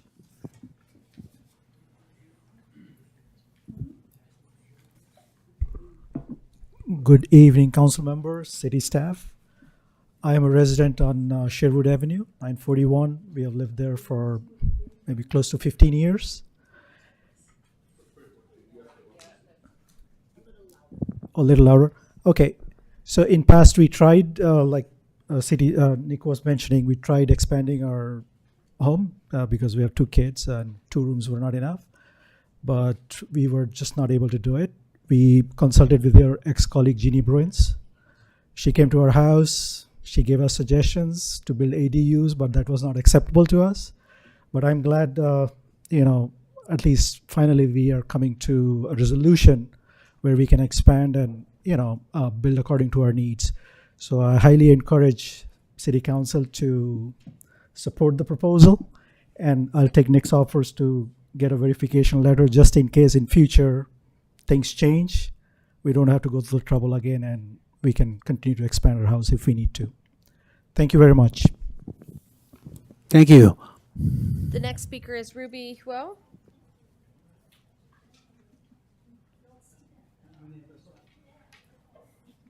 Good evening, dear council members and staff. My name is Ruby Huo. I work for a local developer, Alpha X RE Capital. We've been trying to redevelop and revitalize some of the key sites in the community. And in particular, we have been looking closely at the Sherwood Triangle, which we believe holds a great potential for South Forward development. We would like to strongly support the rezoning. We believe the proposed changes would actually bring the area into better consistency with the city general plan. And we believe that changes would also enable more cohesive and high quality development. So we would like to thank Nick and his team for working diligently to propose the rezoning, and we would highly recommend you to approve it. Thank you for your time. Yeah. Thank you. All right. If there are no more public comments, I'll bring it back to council for deliberation. Again, remember, we've got 3 actions to take. And so if you could, if any of the commentary that you have pertains specifically to one of the actions, highlight that it, how it pertains to that particular action. But otherwise, we'll take comments on more generally on all 3 right now. Yes, Councilmember Meadows. I just want to thank Assistant City Manager Nick Zorns and your team and the Planning Commission for an elegant solution to a problem we saw not really that long ago. So you turned this around. I have nothing to suggest. I think the heavy lifting's been done already by those who I just gave credit for, and I support this in its entirety. Thank you.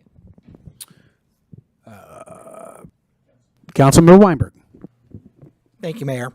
I will echo what Councilmember Meadows just said. I agree entirely. The 2 things that I would like to note on the resolutions, first of all, in the resolution proposing to repeal the Sherwood specific plan, there's no operative clause that actually says that we are repealing it. So when we get to that, I think the staff report noted it, but we should make sure that it's moved with the notation as amended to conform with the Q&A. In the whereas, but not. Yeah, right. It's in the whereas, but it's not in the operative clause. And then, I'm sorry to be the stickler on this, but on the resolution amending section 14.88 of the municipal code, that's a very long code section with a lot of subsections, and there are a lot of maps that are in that municipal code.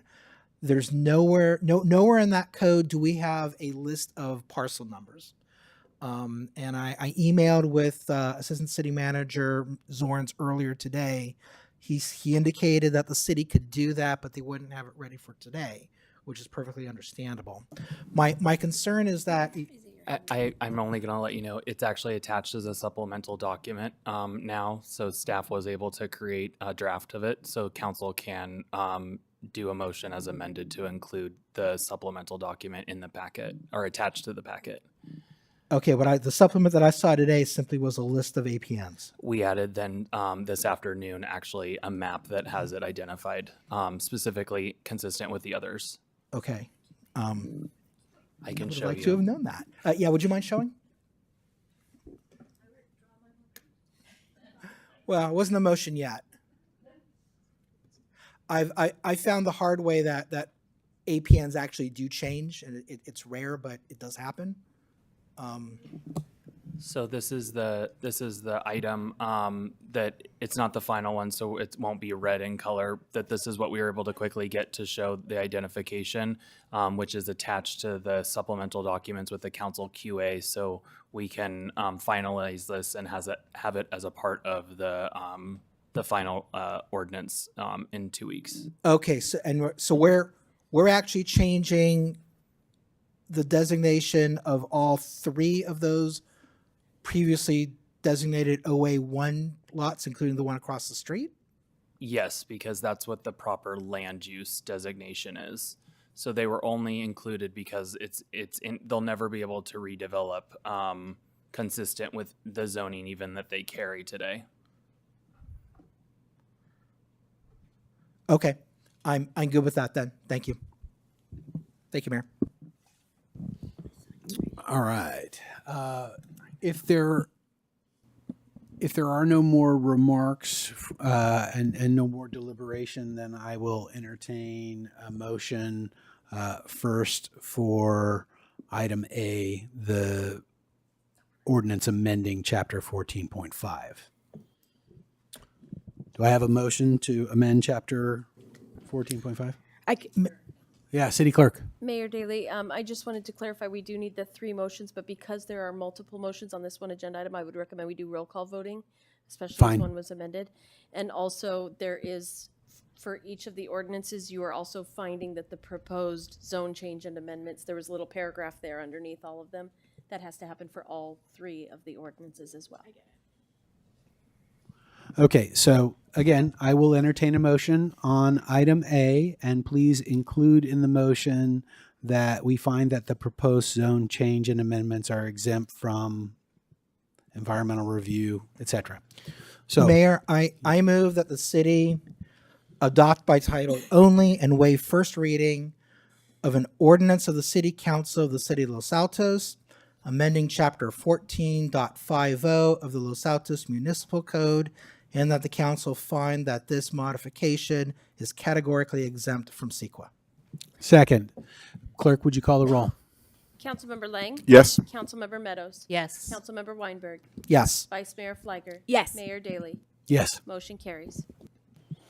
I will now entertain a motion on item B, an ordinance repealing in its entirety the Sherwood Gateway Plan.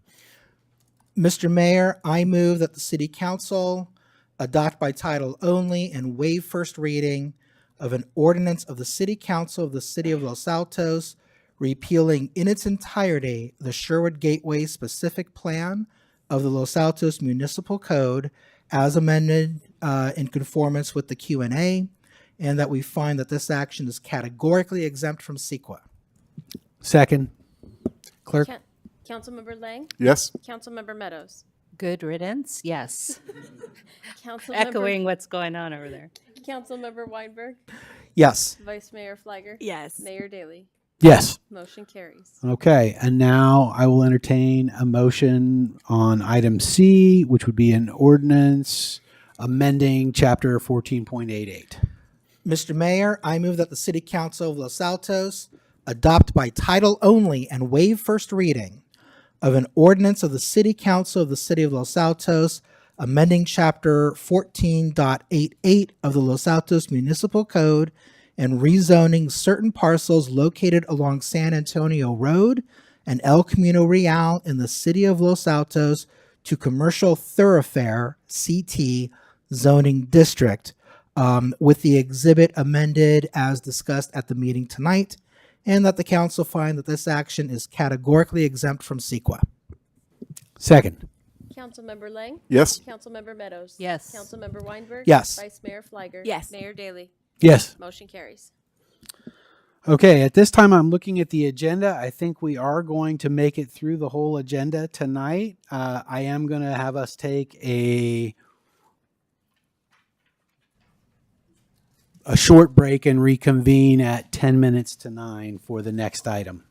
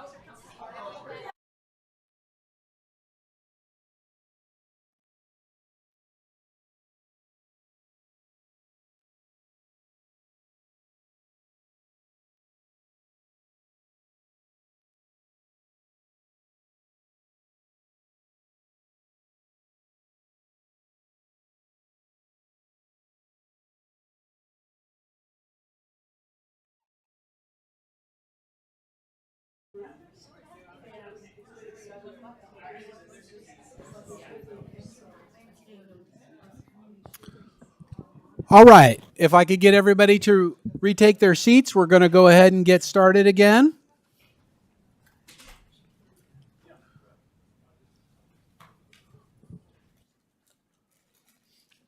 Okay. We are on discussion item 12. These are our nonprofit and civic organization contributions for fiscal year 25-26. We do have a staff report, but I'm not going to have staff read through the report. I'm sure everybody here has read the report thoroughly and read all of the applications. So I think we'll just go through these one by one. The first one up will be the American Legion post. Oh yes, public comment. Yeah, we'll do public comment first on. Well, I do have a question for staff. Okay, let's do that first, and then public comment. And then go Okay, to public. sorry, Thank you. No, Yes, go ahead. I appreciate the efficiency. I had one question. I'm not. Must be. Yes. Assistant to the city manager, Mr. Carnesecca.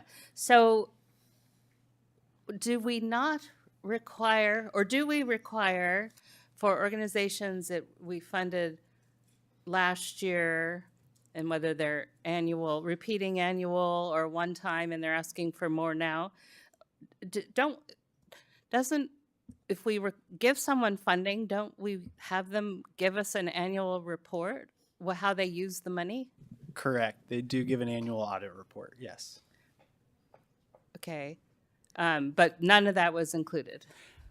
Staff did receive one annual audit report from the grant that was given last year to Arts Altos. We did not attach it to the document for tonight. Okay. Yeah. Thank you for the answer to that. Yeah. All right, public comment. I have a question. One more question from do you Vice want me Mayor. to wait until we get to that particular application, or just general questions? Because my question relates. Go ahead with your general question. That's fine. Thank you. And I'm not sure if this is for staff or if this is for the chamber applicant representative, but with regards to the LEAD program, is Los Altos Hills contributing any amounts to the program? City staff would defer to the chamber to answer. I don't believe we have that information tonight, and maybe they could provide that during their presentation. Yeah, we'll come back to that when we get to that particular item. All right, if there's no more general questions for staff, I will go to public comment. How many? I have 6 cards. A minute. The first speaker is, and I'm sorry if I'm saying this wrong, Abby Carlin Resnick.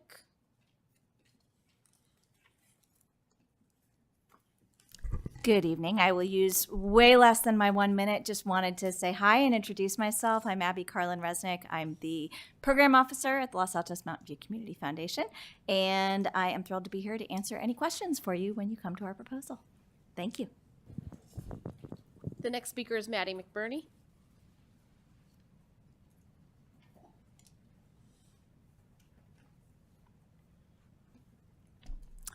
Hello, City Council. Thanks for considering Arts Los Altos for a nonprofit grant. I hope you reviewed the documents we sent you with the Jen Lewin immersive public art piece called The Last Ocean.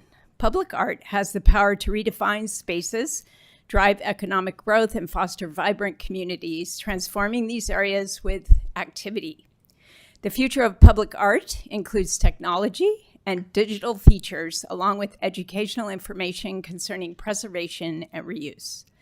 The Last Ocean, Jen Lewin's interactive public art piece, draws attention to the fragile ocean. She upscales the plastics found in the ocean to create the geometric tessellations people can walk, dance, or play upon. The surface of the tile is ADA compliant and is non-slip surface. During the day, the tiles reflect an opalescence from the daylight, and at night they light up and create color with interaction of people walking, hopping, or dancing across the shapes. Okay, my minute's up. Please fund us. Well, we will have questions for you, Maddie. So when we get to the particular item, we'll have more dialogue about it, okay? The next speaker is Karen Zucker.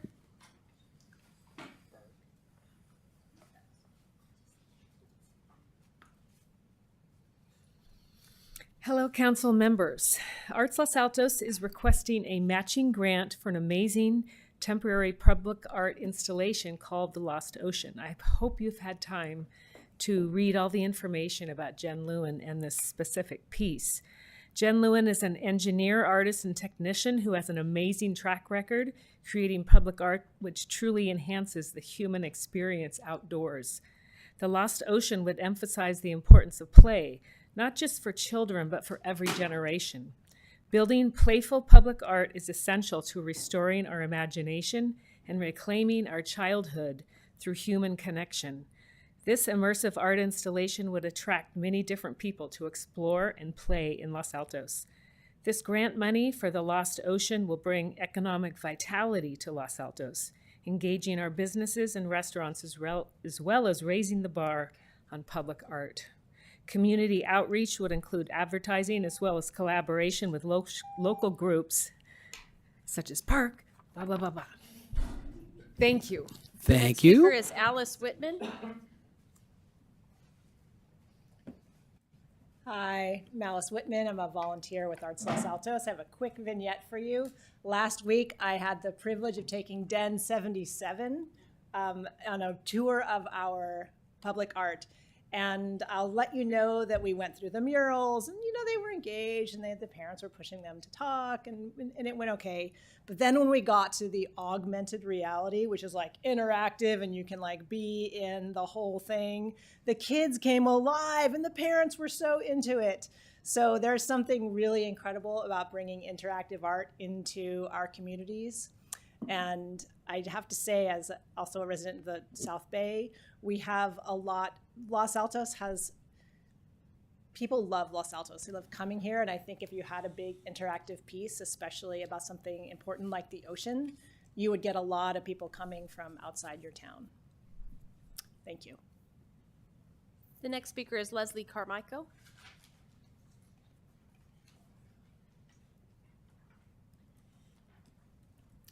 Hello, I'm Leslie Carmichael. I'm representing Compassion Week.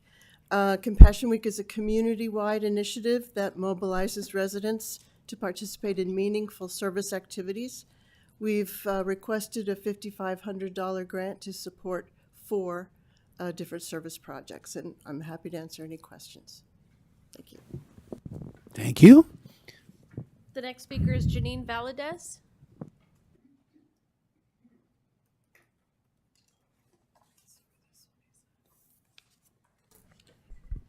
Previous disclosure continuing. My comment is on Arts Los Altos. So I'm not speaking as a member of Park, but it's the work plan is public, and we're going to try to do some collaboration with the organization. I have no concern or issue or make any comment with regard to the proposal on the table, the kind of art, the nature of the art. I know there's some concerns about location, but that's not my issue right now. It's more about process as well as the funding source. Here, the organization is asking for a grant, which is how they ask for money, which is great. But this also is a public piece of art, public art on public property, and therefore the question is, should the money just come from the public arts budget? And also it hasn't been presented to Park. Perhaps there has been some discussion, in non-brown-acted places to have proper conversation, but it hasn't been presented. So I would question or ask for proper due process on this. And I know timing is a problem, but there you go. And the last speaker is Mark Seidel.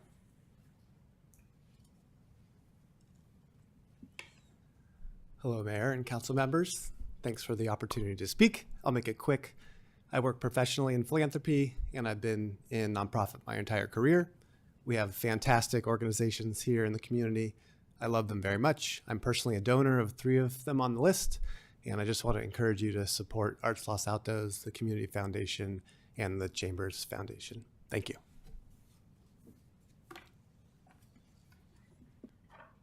All right. So if it's okay with my colleagues, what I would like to do now is just sort of go through these one by one. Quick comments, questions for the applicants if need be, and then move to a quick vote on each one. If we can handle that process somewhat efficiently, we will try and do it that way. Yes, Councilmember Meadows. Yeah, I have some sort of guiding principles that I'd like to mention that I applied as I looked at all of these, and I don't know if my colleagues do as well. But when we get to the discussion on each of these, one of the things, there's 2 things that occurred to me. One is I don't necessarily want the city double counting.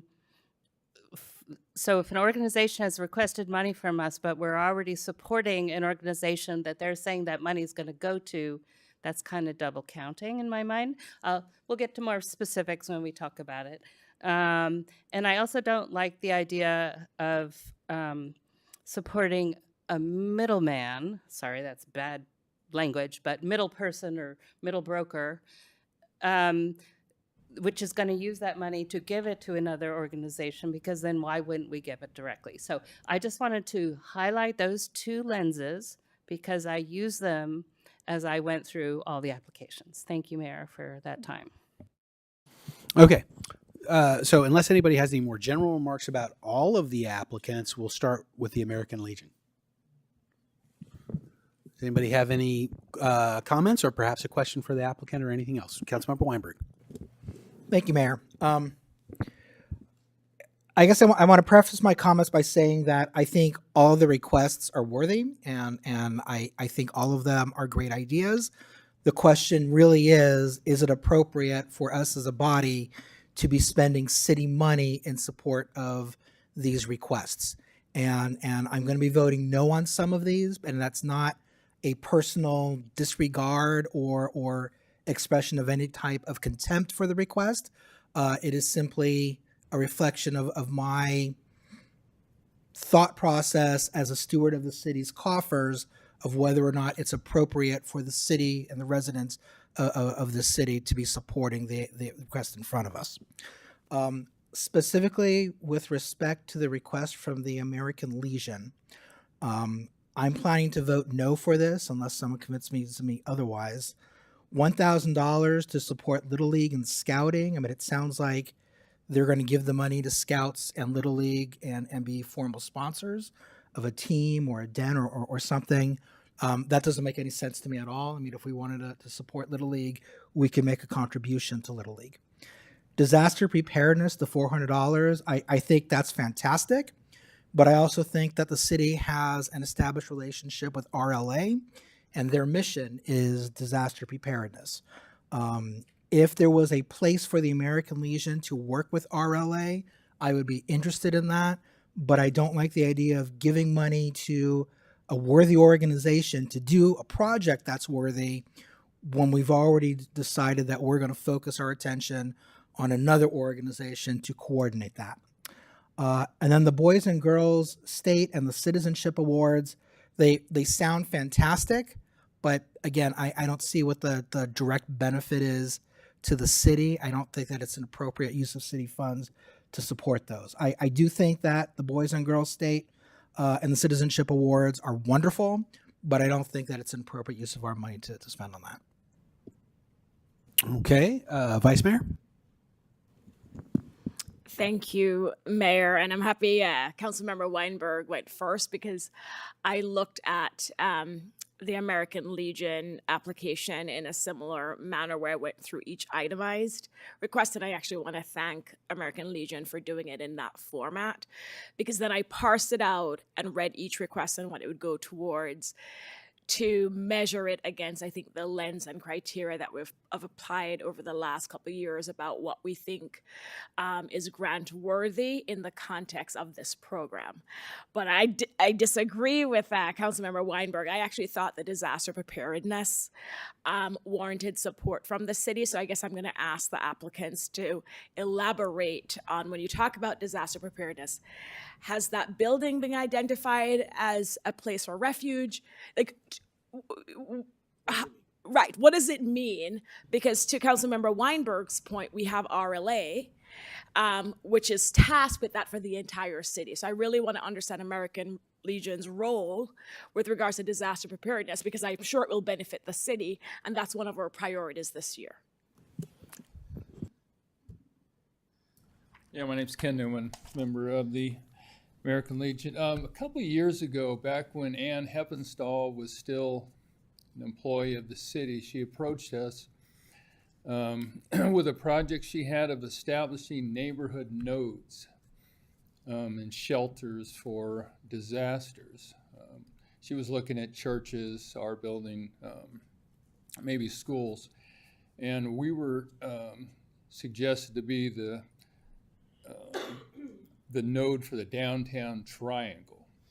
So in the event of of a disaster, we could be a refuge for people, just to come for information. It could be employees and of all the different businesses in the city and the downtown area. We could essentially provide some temporary shelter, information. If you remember when we back when they designated the building as the historic landmark, and there was questions about the cabinets that had been added to the building since it was first built. and those were all Eagle Scout projects where they filled them with disaster supplies. We have water, first aid supplies. I think the last one was for pets supplies. We've got a couple of generators for power. And then what I mentioned in the application, the fleece blankets was Right. something just to add for, more comfort. But we've got, the main hall, which could be a collection point. We'd even talk about it if necessary. The back room could be like a command center for volunteers to, assemble that kind of thing. Oh, thank you, Mr. Newman. And this question may be for staff, but do you know if in the RLA plan for the city, your location is identified as a node or a refuge? Do we know if it's one of the facilities identified as a emergency area? So I think that planning, when Ann Heppenstall was here, has ceased for a number of years now. RLA has, as I understand it, a little bit of a different model, but I don't know specifically if they're still using the same refuge centers or not. So I would have to check on that. I'm not certain.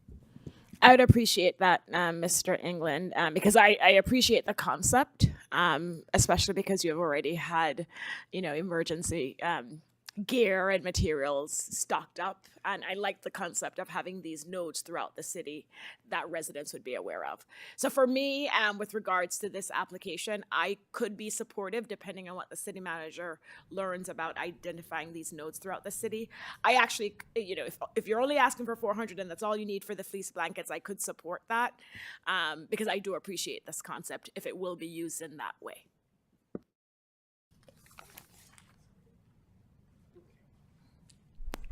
Hi, I'm Cindy Newman with the American Legion Auxiliary, and I'm a former employee of City of Mountain View and other cities over the past 30 years. And I've got a little bit of a cold, so I'm a little brain foggy right now. But yeah, American Legion, like many good businesses in Los Altos, has been at the forefront of being prepared for any emergency. We listen to what police and fire tell us. We have ham radio operators and equipment. Ken's already told you about the storage units, but at the time that the city was looking at neighborhood emergency network and identifying nodes in the downtown for such things as smoke events where employees for out of town, employees that live out of town would need a place to go. As we were talking about this emerging thing with the city of Los Altos, COVID was hitting. We were trying to do a necessary remodel for water and sewer and all of that, but we looked at how we could improve our emergency services and our services for youth as well. And when we looked at the design of that club room and the main hall, we decided that we needed to build to the future of a neighborhood emergency network node. So we had considerable AV coming in. We had it planned out where the smaller club room, we call it, would be our EOC. And we would keep the families up front in the main hall with television screens so that they would get Disney and the screens in the club room would get Channel 5 or Channel 4. So we moved our remodeling plans around this primary purpose. COVID hit. We're trying to remodel, we're trying to get open again. Our first priority was for ADA, and then we had change in staff at all levels, at many levels in the city. So it's something that we need to come back to. The other thing I wanted to speak to was the scouting. Scouts don't come to city councils necessarily for money. They are chartered or sponsored by an organization. And that was the situation with the American Legion Los Altos. Scout troop came, and right now I can't think of it because I'm a little muddled, but they came and asked to be sponsored where other people were not sponsoring scouts. Churches were dropping them, and we picked up the ball. As to Boys and Girls State, many of you know about that. That's a week-long education program by American Legion, which is a nonpartisan organization. And at Boys State and Girls State, they give the students an opportunity to be public officials, to be elected, to write legislation, to bring it forward, and they run their own mock state government at all levels in a nonpartisan way. That's the only organization I know of that's doing that. And we now give girls equal opportunity to go to Sacramento, boys state, girls state, to meet their officials at the state level. So I just want to put a pitch in and some corrections about scouting. Thank you. Okay. Councilmember Meadows. So, thank you. And I want to reiterate, everything we're looking at tonight does excellent work. And it's really about the fit, and is this something that we can spend taxpayer dollars on? And in this case, some of the questions about, are we already paying for this through an avenue that has changed since you got instruction? Can you work with the city and with Resilient Los Altos, who has the funding to get what you need? So I don't want to fund an emergency preparedness thing that's outside of what we've spent a lot of time and money putting a framework on. We also have an EOC in our new community center, which is only a matter of blocks, and it has what will be a brand new massive generator that will power the civic center. It's a cooling center. It's state of the art. So I think that the plan of how you can participate in the network makes sense, but I don't think it's something that we fund to you. We fund through our emergency preparedness efforts. I very much appreciate it. In fact, I just saw a resume yesterday of someone who came through Boys State, and I've heard you present on it. I know how important the citizenship awards are, and the Boys and Girls State week-long camp, or however you would describe it. But again, I don't see that as something that the city council would be investing in. And the Little League, if we wanted to support them, and we do support them, I wouldn't call my first pitch a couple years ago supportive per se, but we try to support them as we can. So I support your organization. You seem to attribute the lack of funding to lower rentals. And I want to point out that perhaps as you got the historical designation, maybe if you continue the work that you've done with renovations, you might be able to get the rentals back up to a level that sustains some of your programs, which are very important programs. So I would have looked at help us with this historical structure a little differently than I look at this. So I'm also a no on this. Mayor, can I do a follow-up? Yes, go ahead, Vice Mayor. Thank you. Mr. England, do we provide funding? I know this came up last year or the year before about funding directly to RLA, and we directed them to work with you and city staff. The funding that we provide to RLA, would you say it would cover providing these types of supplies to identified nodes?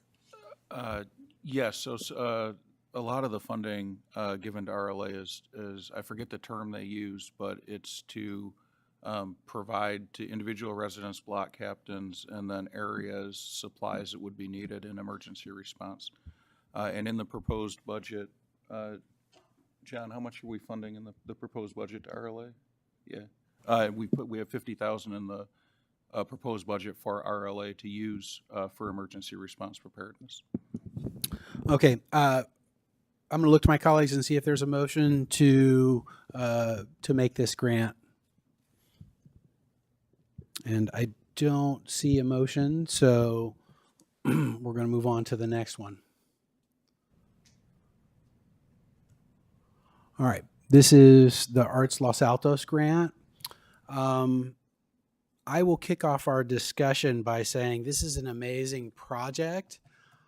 I was a little bit surprised at the sticker price, not because it's not an appropriate price for something of that complexity and magnitude, but because it's a little bit out of the dollar range for most of the grants that we usually participate in. But I will say that the interactivity, the theme, everything else is very, very, very exciting. And if money weren't an object, you know, if it was just like you're asking for permission to do it, I'd say, yes, let's do it. And how can I help? But I do have some questions as well. So my first important question is on power consumption. So we're contemplating this for basically the corner of State and Main, is that right? Do you know what the power requirements are for the installation? I may have missed it. Yeah, please come back to the podium. I apologize for if it was in the packet and I didn't. Yes, so it's just a regular plug. They're all low LED lights. Okay. And I'm just going to look over at staff and make sure that we have. Is the infrastructure at that location any issue? We would have to double check to make sure that the infrastructure was able to handle that. I know that we are looking at the electrical capacity for downtown constantly to try and make sure that it can withstand things. We don't want to. Yeah, we actually struggle to provide basic lighting in some places downtown. So you'd think it would be super straightforward, but Yeah, it's it'll surprising. only be lit up at night for a certain number of hours every day, so it won't be on all the time. Okay. Colleagues, do you have questions for Arts Los Altos? Yes. Councilmember Lang, go ahead. Opinions, questions, commentary, whatever you're offering. So to me, I'm supportive of this, but I don't think it's ripe for us now.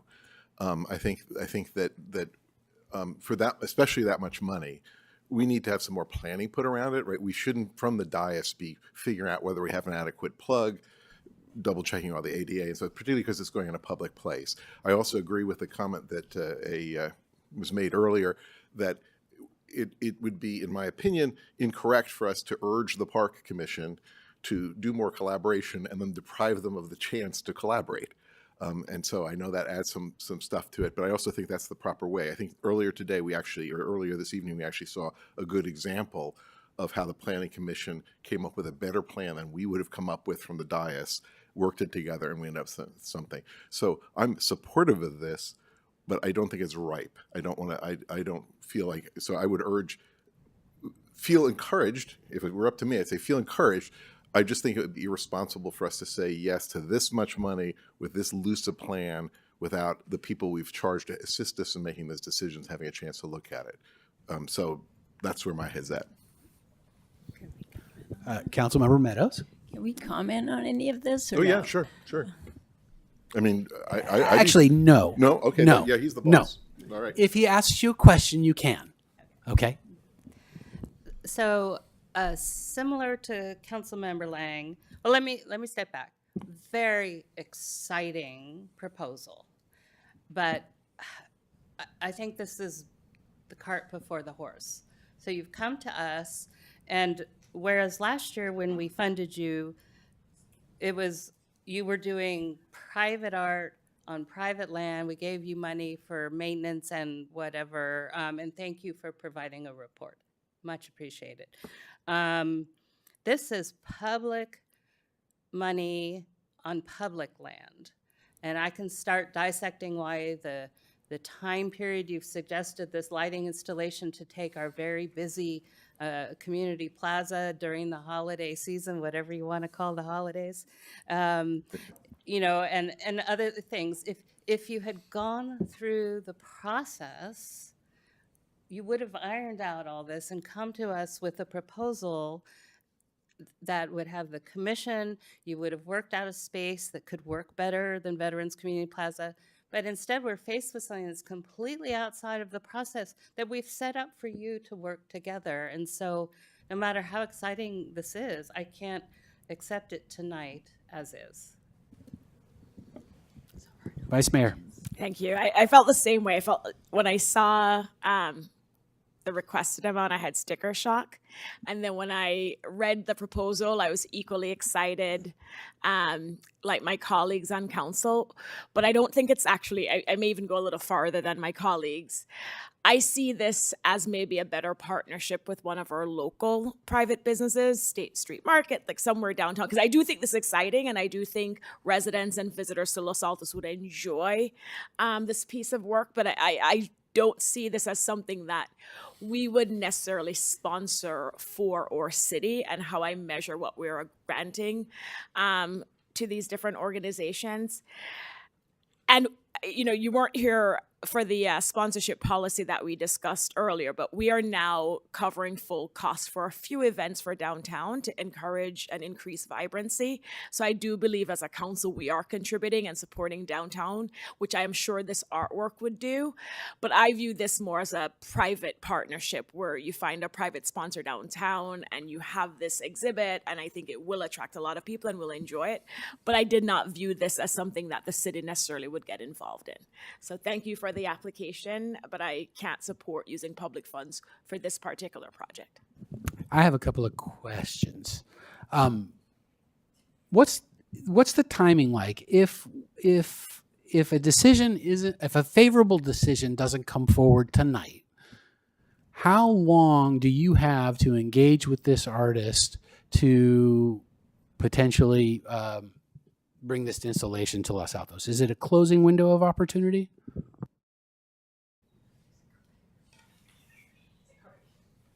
Sorry, I know you guys were. I just felt like, I don't know, it just felt like there weren't any questions, so we thought we'd just sit back down. The thing about working with Jen Lewin is you just have to get on her schedule. And part of our motivation was not to do this during the holidays, but to do it in January after everything is settled and the winter is more quiet and dark and calm.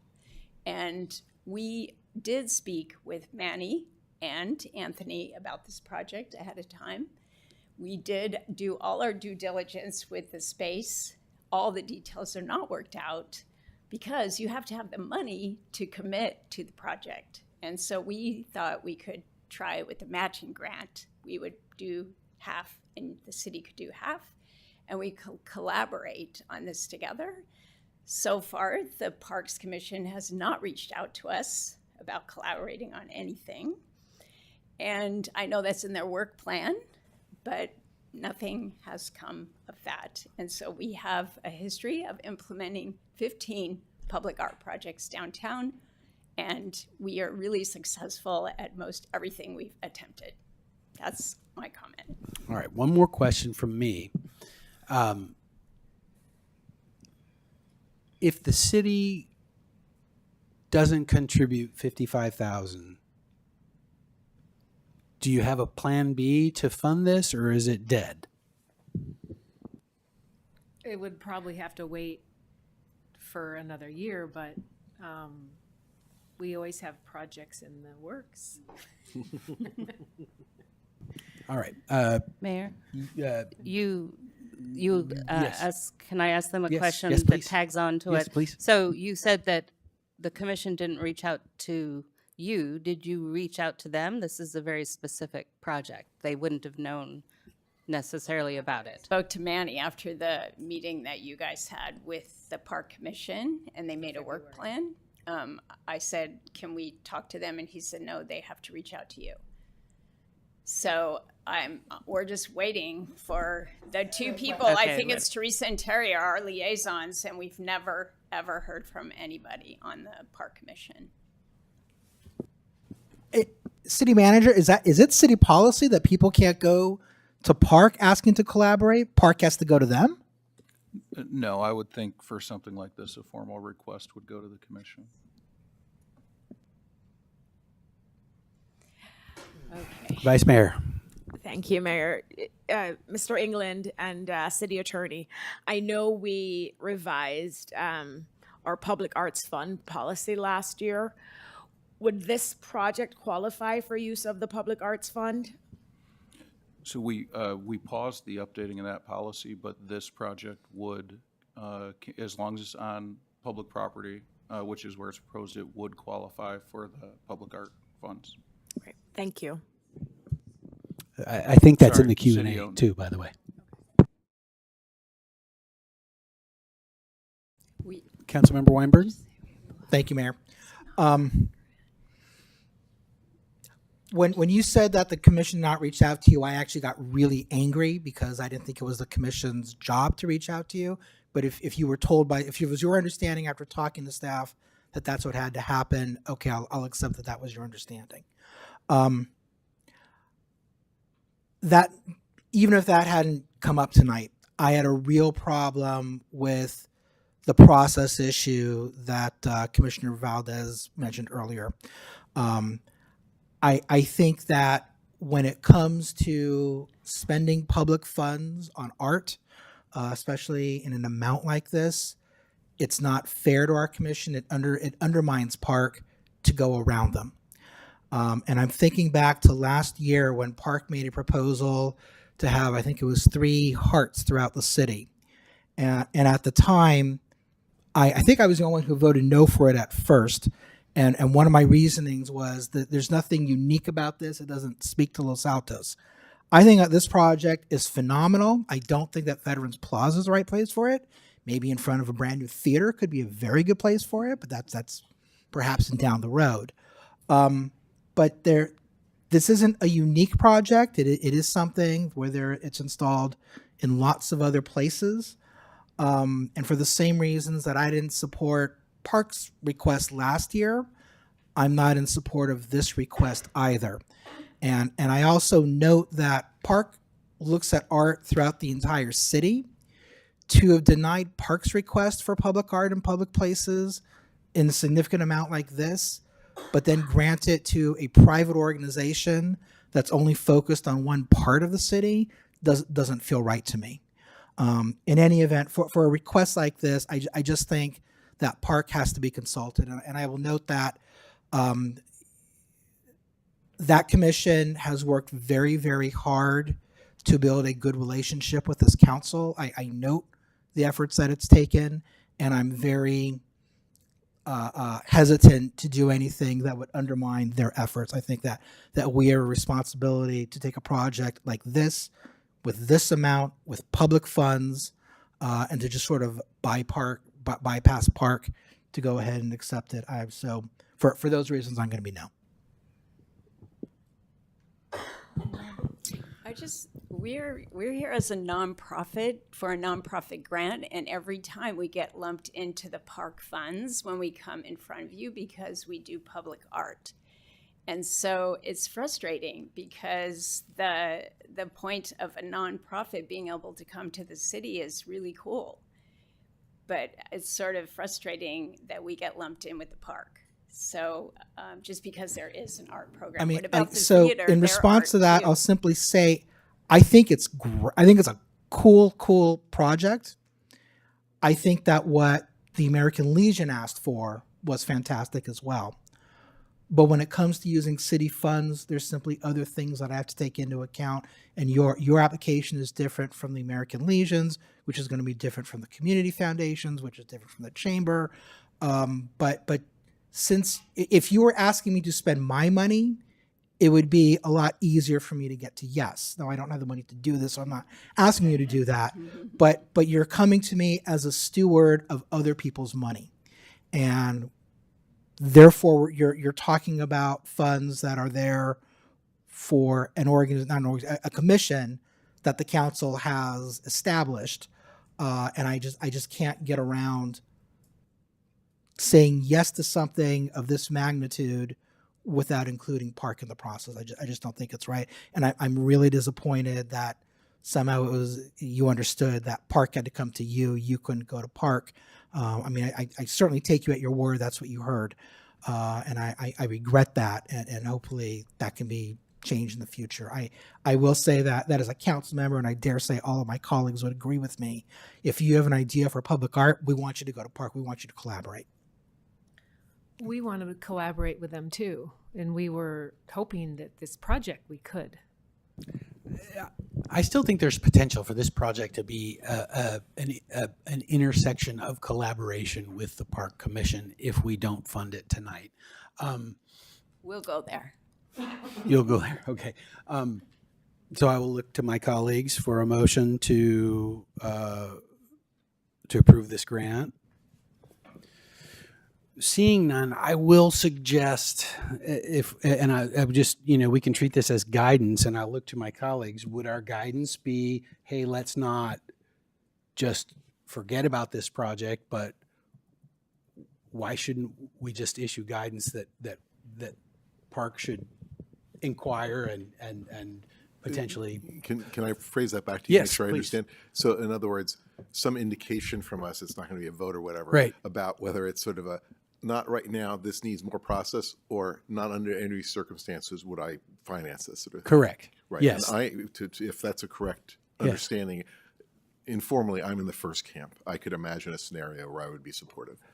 It wouldn't be a waste of time. As to do could that. I, but some more things have to be brought together to make it make sense. Vice Mayor? Thank you. I just have a clarifying question for staff. Would this fall under the category of art projects that Parks, the commission, has to bring to council for approval? Because there are some things that they're at the commission level they approve, but then there's some pieces of work that they need to come to council for approval. I don't think they approve any art purchases. They used to. There used to be. Okay. They give them to us as a kind of a slate, and we approve them. John, you know better than I. Since it's a temporary installation, presumably they would not need to come to the council. That was the change that was made a number of years ago. But council can have the discretion if they want it to come back to council. Of course, they have that option. So that would be my position. I don't support directing anything at this point, but I would support, it coming back to us if the Parks Commission and Arts Los Altos are able to work it out together.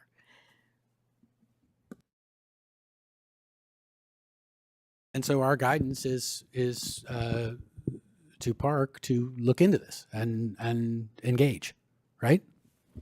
Our guidance is for Arts Los Altos to reach out to Park Okay. to look into this and engage. Okay, but they were also told by. I you know, don't. So But- it's- but it's, I'm now. No. I think I'm with Sally. I think Yeah. what Sally is saying is, I don't want to put the thumb on the scale that Park is going to no, use I to don't. evaluate. Yeah, this. I don't want to do that either. But I am saying that the appropriate process is for more collaboration and planning to take place before we evaluate the expenditure, right? If we ever do, yes. If it comes back. Yeah, and I mean, quite frankly, I'm a little bit surprised that Arts Los Altos and Park are not buddy. I mean, really the missions overlap so much, and I'm seeing real hesitation on the part of Arts Los Altos, which is too bad. But this is, it feels like there is almost a requirement that they be working together. And Park has sort of reconstituted itself, so maybe you're going to find something different now. I regret that a synergy, a close working relationship hasn't developed, and I'm not saying that I expect the commission to rubber stamp what they're doing, but your missions are so overlapping, and it behooves both the commission and Arts Los Altos to work closely together, and that would, I think, keep the sorts of concerns that we have tonight from coming forward at a meeting like this. And Mayor, I know you want to move on, but I want to belabor this. No, I want to say one more thing, which is, and I differentiated at the beginning when you were asking for funds for private art on private property. That is very different. We're not a nonprofit, but we're sure as heck not a for-profit.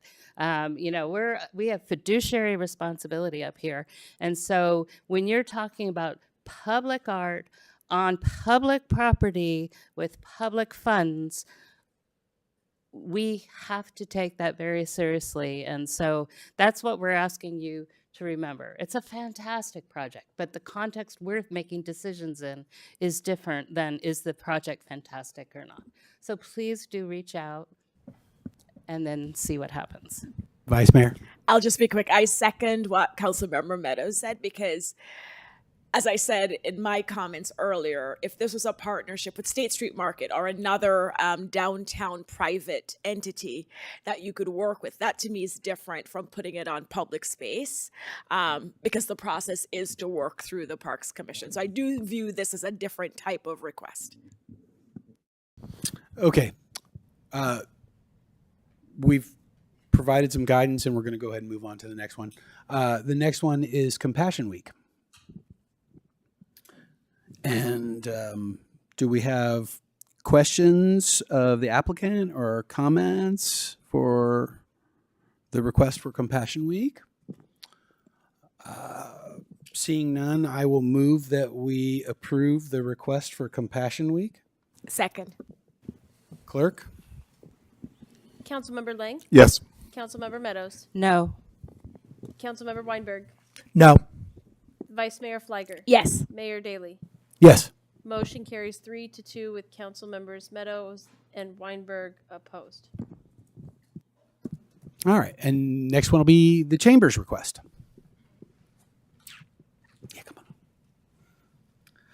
I don't know how many questions we're going to have. I mean, this is something that has benefited from a ton of collaboration, planning, pre-work, a lot of effort by a lot of people to put the ducks in a row. So I'll look to my colleagues and see if there are any questions.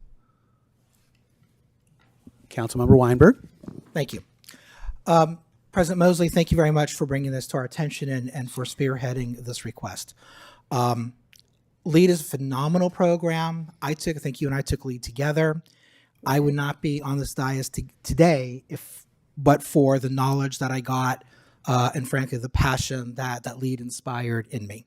I think that it is a grave disservice to the community that we have not had the LEAD program continuing the way it had. And of course, we understand that there's lots of reasons why, the pandemic being chief among them.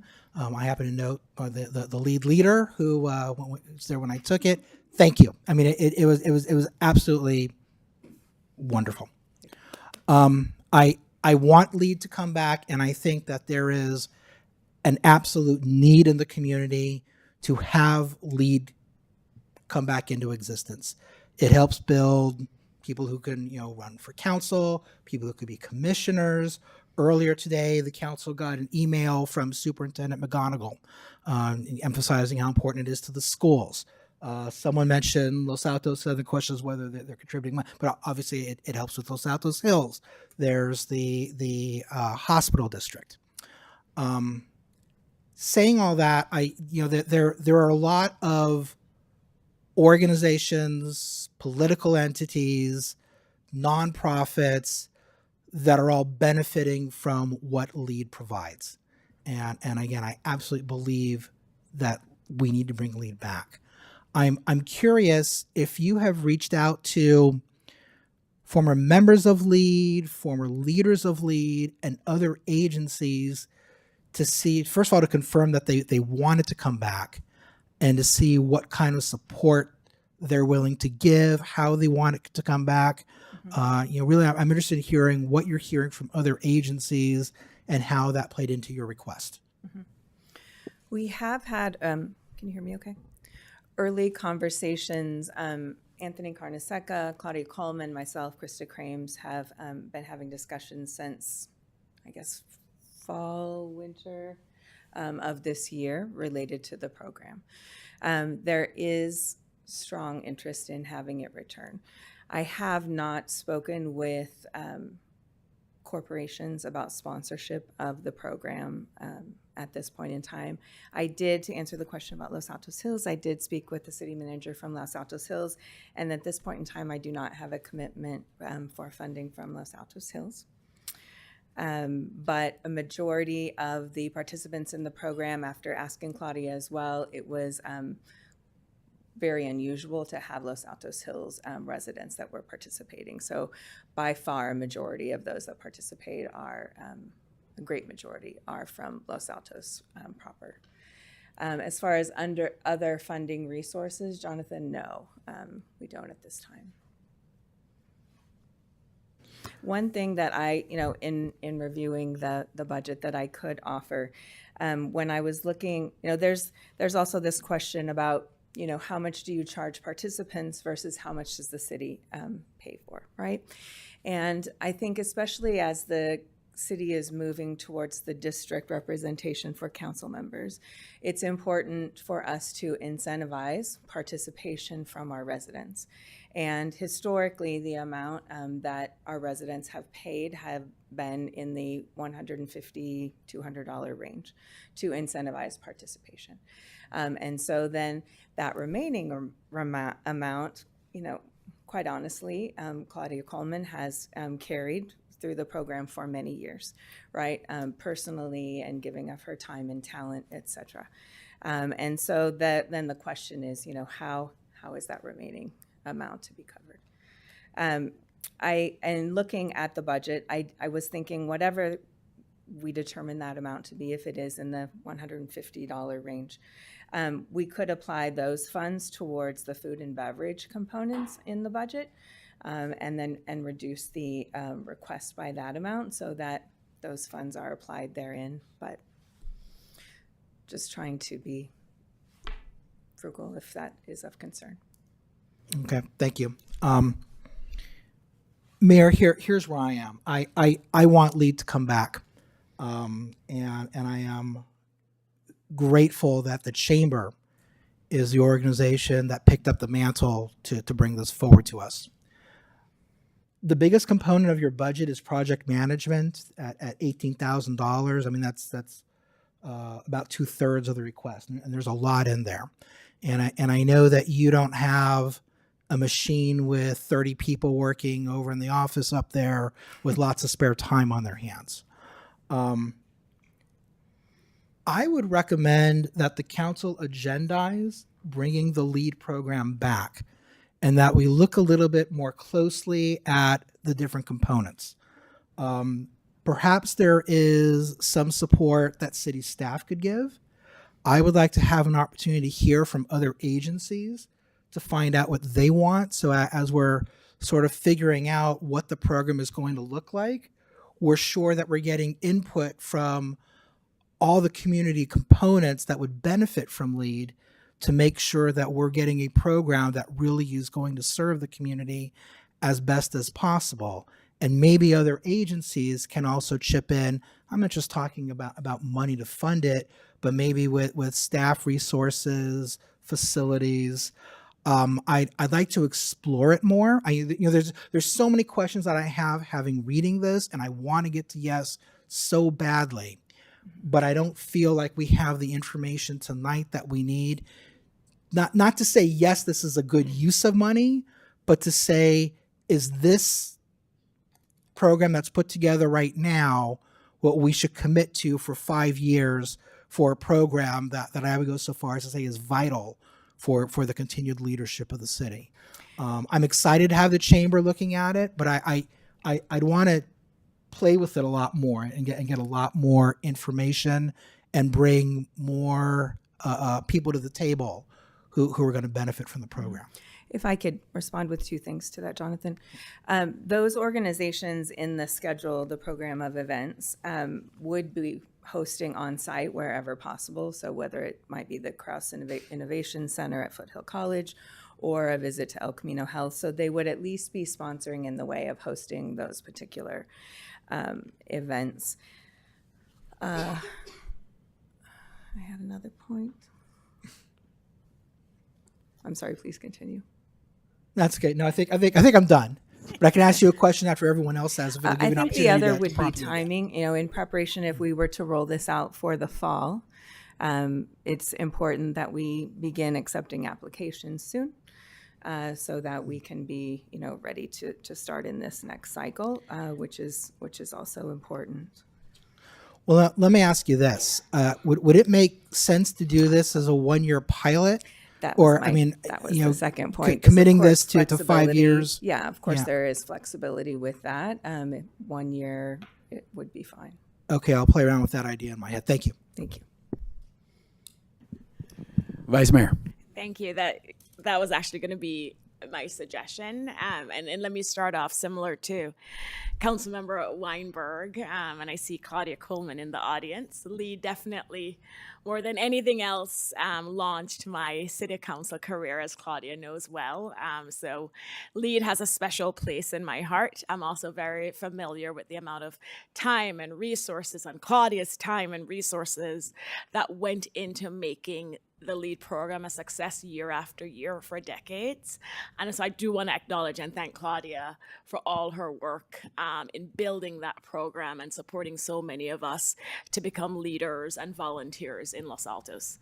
I'm actually prepared to support the full amount. I know that a group of individuals that is very engaged in our community have been batting around this concept for a long time. So to Councilmember Weinberg's point about tabling this and maybe getting more stakeholders at the table, I think that has been done through the foundation, through the Women's Caucus, through Claudia and the Chamber.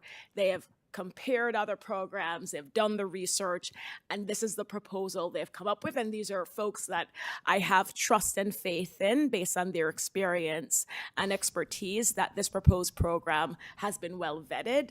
I also trust that the proposed dollar amount being requested, I don't think 27,000 on, and Claudia may not be willing to disclose to us how much she actually spent of her personal funds toward the LEAD program. But I actually think $27,000 for this program sounds reasonable. To the pilot idea, I do support coming back next year. We look to see whether or not 27,000 was too much, right? We can look at the time spent, how much these different things cost, and we can revisit it. But for this first year, if this is what they're asking for, and knowing that this is an important program for our community, I 100% support the ask. And I also don't want our city staff to get more involved in this program, more than whatever funds we can provide to support the program. This is not a City of Los Altos led program. It's a chamber program supported by the foundation. And I support that structure. I will say, President Mosley, the logo has Los Altos Hills as part of the logo. And so, we have dear friends up there. And so if they're going to be part of the logo, I would hope that they're going to contribute a portion to the program, because even if, to Claudia's point, it's not as many Los Altos Hills residents that participate as we do here, it's still important for them, I think, and I'm saying it publicly and we can call them tomorrow, that they do contribute if they're going to be part of the branding and name of the program. And then, you pull together all these different resources. You'll know this year, hopefully, what this program really costs. It may cost more, it may cost less, but that's the learning you'll have this year. But I don't want to delay this. I know how much time has gone into this. I know you guys are ready to launch in the fall. And I don't want you guys to lose that momentum and excitement. So for me, I am ready to support the ask, and I look forward to your report back next year after a 1-year pilot. Thank you. I'm ready to go for the whole full Monty, 5 years. I don't want to micromanage this. This isn't the job of council. We shouldn't be constructing curriculum or doing any of that. And every other jurisdiction, it's run by the Chamber of Commerce, and we happen to have one of the best chambers. And we have people that I'm willing to invest in and trust to make this a success without knowing exactly how they're going to do it. So that's where I am on this. So, Mayor, Yeah. I'm definitely not at 5 years. I want to ask you a couple questions. Sure, Sally. So we had a successful, long-lived, as we've mentioned many times already tonight, program through the Community Foundation. For various reasons, we don't have it now. So why do you feel here in Los Altos, what advantages does the Chamber present, besides the fact that you're stepping up to the plate, which is an advantage? Why is the Chamber now the right home for this program versus the Community Foundation? Sure. So this is through the Chamber Foundation as well, which is a nonprofit 501c3 that we formed for educational purposes. So that's one component. Also, if you look at the list of organizations and speakers, almost all of those are actual chamber members. So it's easier for us because we have these established relationships to connect, to really formulate and lay out the program throughout the year. So that's oftentimes, I think, why it makes sense for this project to reside with that Okay, entity. thank you. So throughout the proposal, you assert that Lead Los Altos will help us in these district elections, and because you have the ability, or the chamber and the Lead program through the chamber have the ability to reach residents in the new districts. And I'm not quite sure of the rationale. Why does the chamber, again, you mentioned it's businesses, business focused, not all the businesses are actually owned and run by Los Altos residents. Of course, Los Altos residents shop at them, but why is the chamber going to help us as a community go through this district process? Sure. So the fact that this program, the LEAD program, lays a common foundation of understanding and leadership development, it's vitally important, right? So now that these districts, all 5, you're looking for leaders to emerge from each district, not just across all of Los Altos. You might have historically had more representation from one certain area of Los Altos compared to others. It's now going to be necessary to have leaders seeking these types of opportunities from everywhere. And so it's our goal then to help to encourage more people from across the community to participate in LEAD and then have an interest in serving on a commission, city council, et cetera. Right, but I'm not quite sure I understand if that did or didn't happen before. I mean, maybe some of you, I didn't actually participate in LEAD. It was just schedule constraints. I wanted to, I promise, I looked. But, you know, so I don't understand the why differentiation. you think that this program, that you'll have reach differently than the rest of us. I think there's just been an absence of any program in the interim. And so I think especially now in this moment, it's important that we have a program back in place. Okay, oh yeah, go ahead if you want to build on it, yeah. So it's funny, President Mosley, because you're not giving the answer that I had interpreted that point to mean. Uh-huh. And I thought that's where you were going. So I thought before, and to your point, I actually think if we look at LEAD alums, they may be more concentrated in certain areas of Los Altos than others. But going forward, I got the impression what you were saying is the LEAD program is going to be more intentional of ensuring we have representation for each district, right? Because before it didn't matter. Like we just opened it up to Los Altos. True. But that's how I interpreted it. And we do aspire to recruit people from all across Los Altos. So through marketing, social media, things like that, to reach out to people from different districts. So I think we can strategically do that through networks of even those that regularly attend council meetings, et cetera. So, thank you. Sure. So I very much value and want to bring forward LEAD.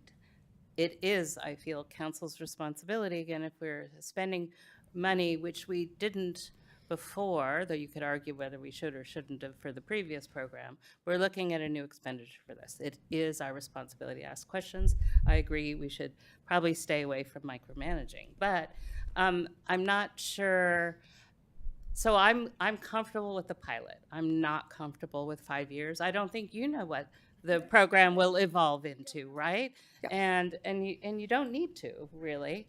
But this might be, so it's really 29,000, right? Or 28,000. It might be a $35,000 program.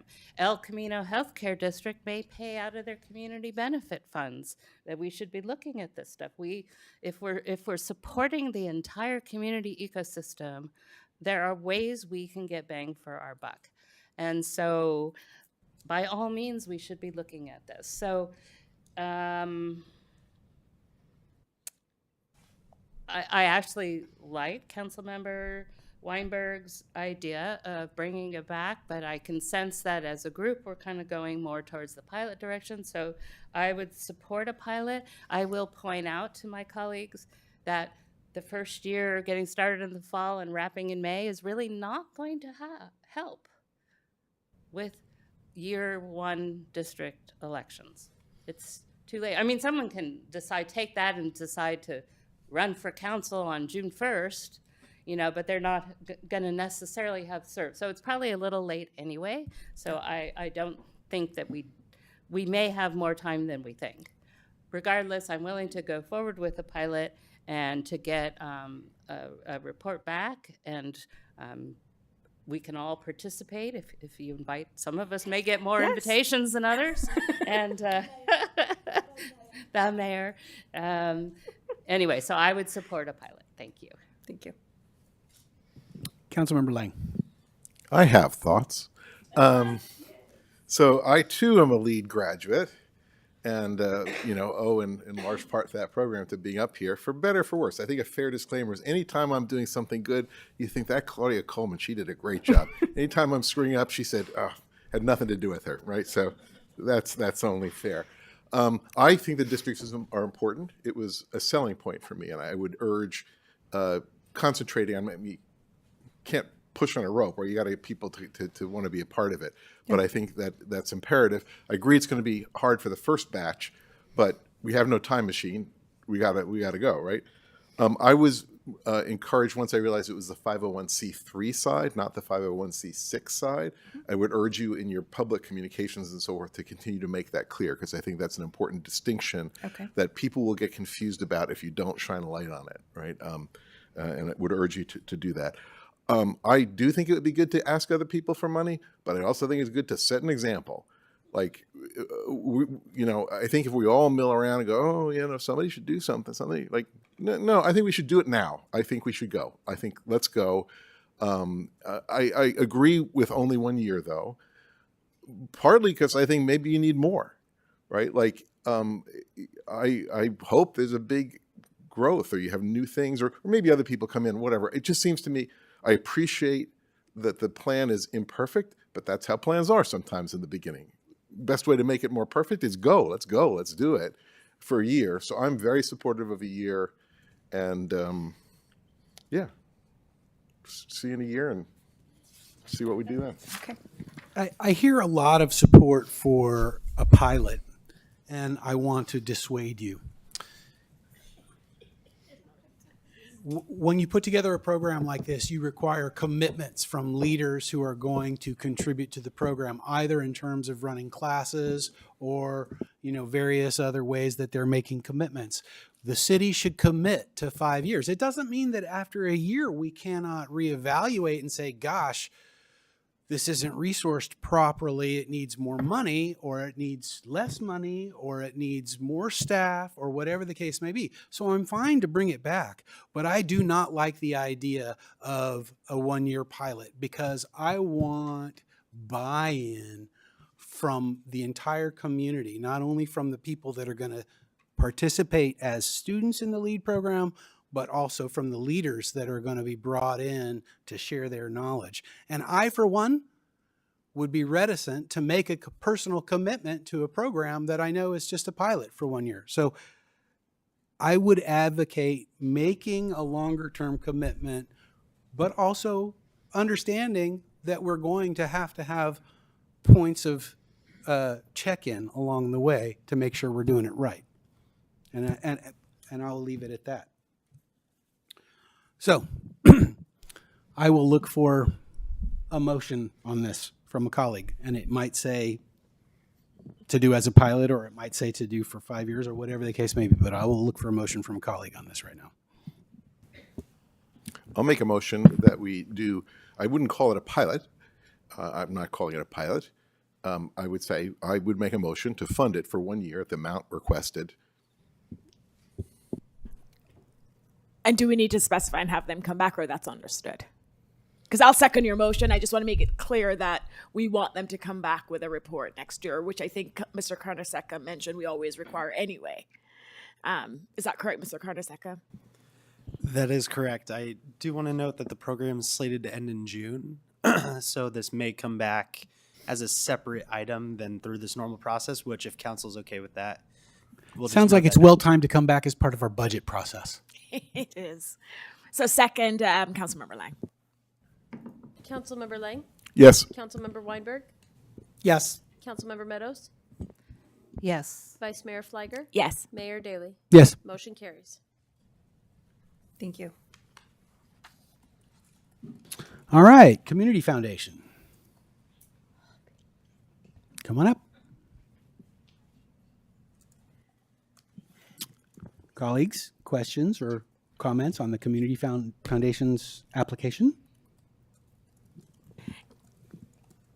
Vice Mayor? Thank you, Mayor. Thanks for being here. We haven't met, but welcome to the Los Altos family. I met you at Oh, Spring okay, Fling. okay, okay. It's okay. Well, nice to see you. Yeah. Can you describe again what this summit fall event is? Can you describe? I know it's in the package, but just. Yeah, absolutely. So, in my role, I oversee our local impact collective, which is our fiscally sponsored projects. And our goal with this summit is really to bring the projects as well as broader community organizations here in Los Altos together for networking, for being inspired to continue activating their local impact.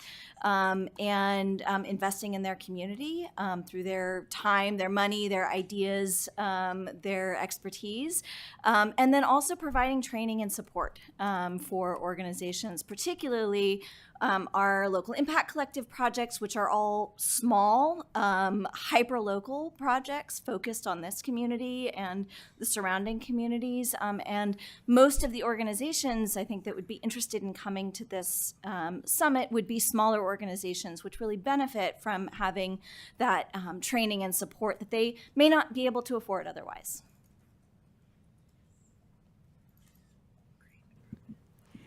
And then let me do the follow-up question, just more specific. How do you think that would benefit Los Altos' community? Yeah, absolutely. I mean, this is really an opportunity to not only support the work that is going on here through more effective organizational or project management and leadership, but also to create really opportunities for partnerships and collaboration. So just the act of bringing people together to find intersections of their work, things that you can't find on a Zoom because there's no opportunity for spontaneous conversation. There's no opportunity to talk over a cup of coffee when you're on Zoom or talking one-on-one. And I think the spontaneity, the wonderful sort of opportunities that come out of that spontaneity in an event like this really can create some fantastic partnerships across city efforts. Thank you. Councilmember Meadows.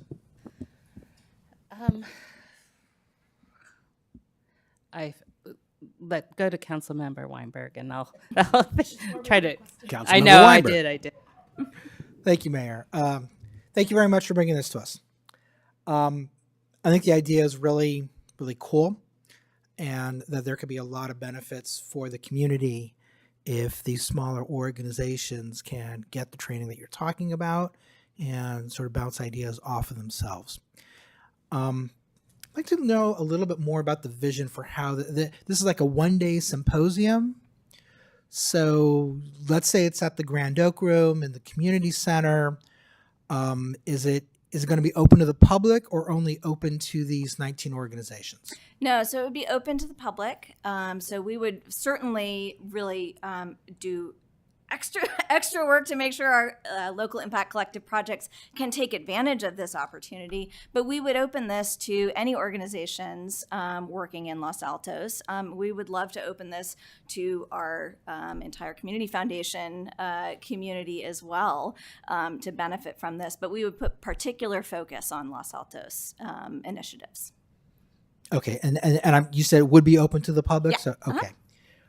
Do you plan to charge any of the organizations or members of the public a fee? We do not. So come one, come all. Yeah. All right.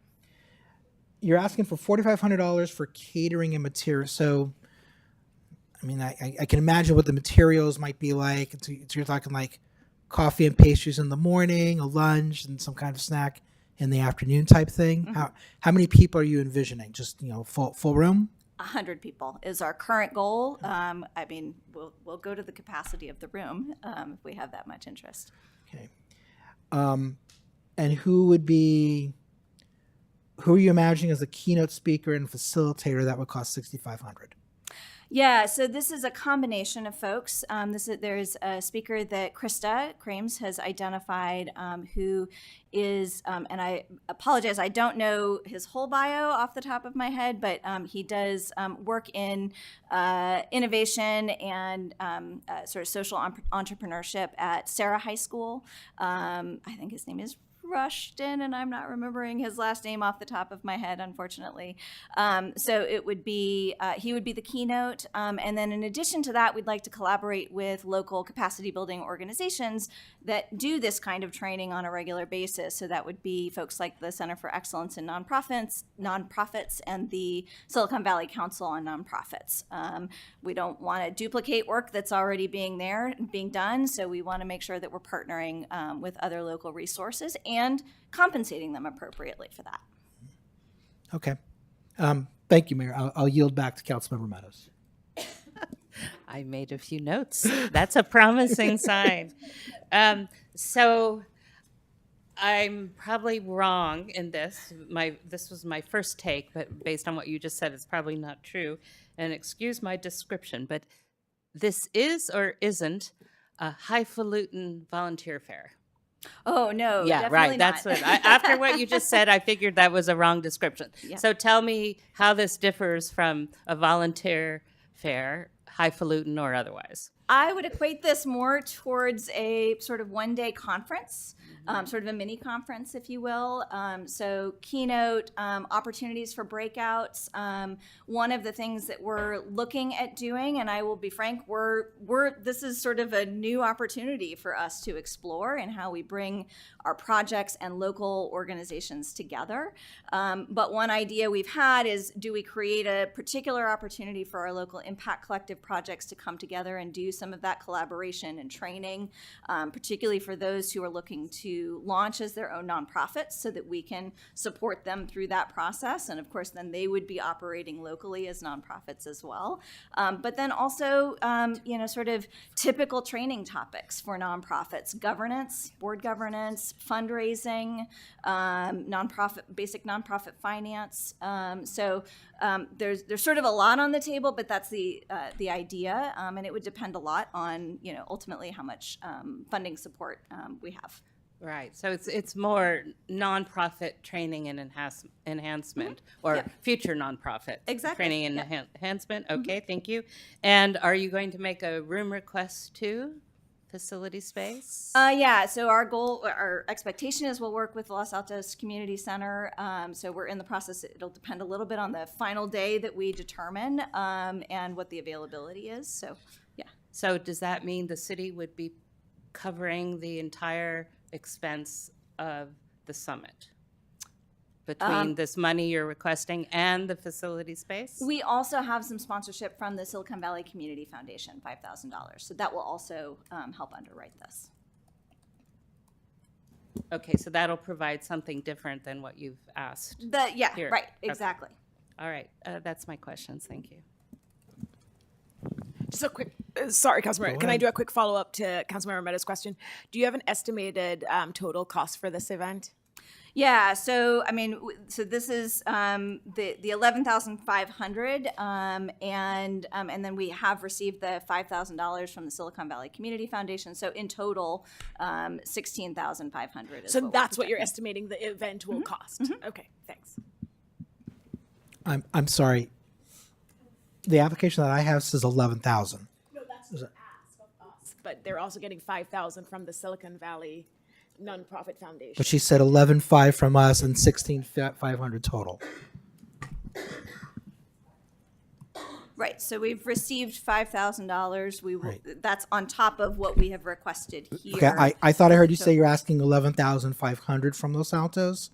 The paperwork says 11,000. So am I looking at something older? I want to make sure I'm looking at the right thing. Yeah, that's a great. So staff can answer that. The original was 11,500, and then it was amended to be just 11,000. Oh, so I apologize.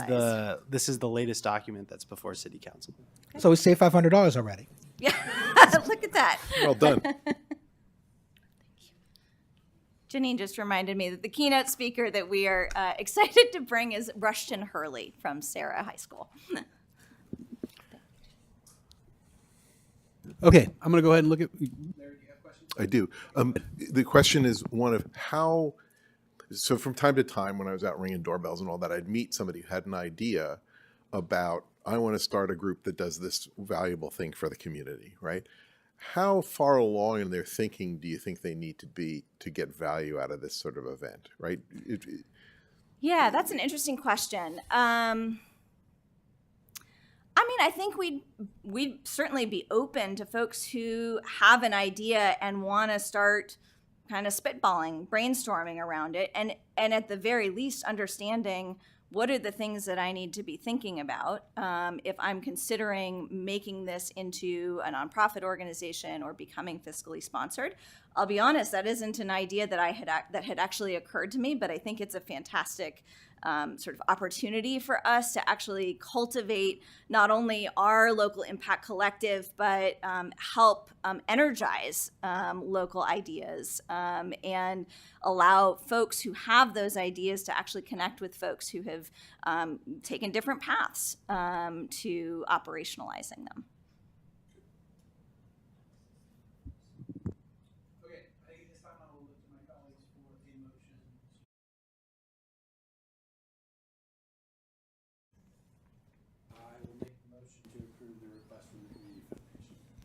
I will second that motion.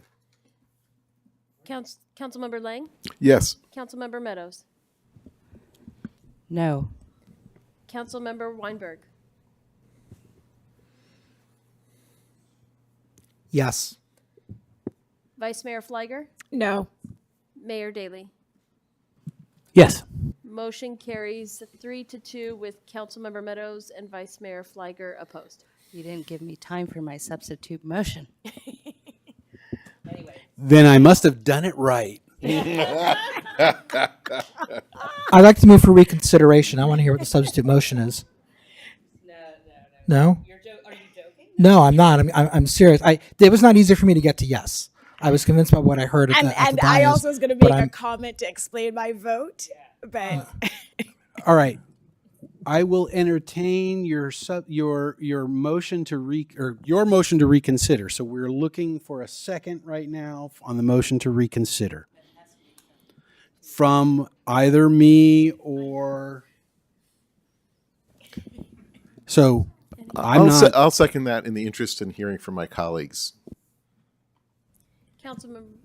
Yes, call the question now on the reconsideration. Yeah, on the motion. Call the question on the motion. Councilmember Lang? Yes. Councilmember Meadows? Yes. Councilmember Weinberg? Yes. Vice Mayor Fliger? yes. Mayor Daley? No. Motion carries 4-1 with Mayor Daley opposed. So my comment on why I voted no on the motion to approve it as requested, I really still haven't heard the value proposition for Los Altos. And for me, the suggestion that Councilmember Weinberg made earlier about bringing back the LEAD program, which I thought was well-baked enough to move forward, I actually don't think this summit is well-baked. I would prefer for it to come back with more description about how it's really going to benefit the Los Altos community. I'm really not hearing that. It just sounds like it's a nonprofit gathering. It's going to happen here in Los Altos, so we're going to contribute. And, you know, for me, it's fine, and I'm very supportive of events that benefit other communities and other cities. For example, CSA is a great example where we know when we contribute to CSA, it's benefiting other cities and communities. Totally fine with that support. And so for me, it's not a matter of whether or not this event will only benefit Los Altos. I'm just not hearing how it will benefit Los Altos, even if it benefits other cities. And so for me, I'd prefer for this to come back, more baked and better explanation of why this fits into the criteria that I normally measure this grant program. I love the foundation. Krista is doing an amazing job. You know, if this was, you know, over the past year or 2 years, I remember Councilmember Meadows, different community topics had come up. I'm not suggesting it for this summit, where we said, oh, the foundation would be the perfect organization to sponsor that Los Altos focused discussion, right? Something like that, where it's a topic that's specific to our community. We saw the foundation as hosting a summit summit or a debate or a discussion or a panel discussion, that to me makes sense. But something like this, it's still not clear to me why this is something we should direct public fund or public dollars towards. Not that it doesn't sound like a great idea, but I'm measuring it like I measure all the other applications. So for me, I'd prefer for this to come back with a better explanation of how this is really going to benefit our residents and our community as a Los Altos centered event. Thank you. Councilmember Meadows. Yes, thank you. And I will say why I said no to this. So again, completely echo, the Community Foundation has been transformed over the last several months. Thank you for that, and our community will just tremendously benefit from that. So again, this is about the context in which we're making the decision. I felt that, and then you clarify, the Community Foundation themselves appear to not be bearing any of the costs. The city of Los Altos paid for the majority, and then there was a grant from the Silicon Valley Community Foundation or somebody else. So I have an issue with that. If I had made a second motion, I would have proposed potentially a lower amount, maybe 5,000, but I'm not advising that because we all benefit from activated nonprofits, but I don't think the city should be investing taxpayer money in, general good stuff for nonprofits. It's just, as you were saying, it's just not concrete enough. I did want to give some support because, again, the transformation we're seeing in our community from the activation of the Community Foundation. So that's why I said no to the full ask. There was no skin in the game from the Community Foundation. And I really, City Clerk was right on top of that roll call. Move more slowly. No, sorry, just kidding. That was my fault. I didn't get it out fast enough. But that's my rationale why I did not support the full ask. Do you care to make that motion now? Would first like to hear for the gentleman down there who made the offer reconsideration before I decide to make that. Councilmember Weinberg. May I ask the applicant some further questions?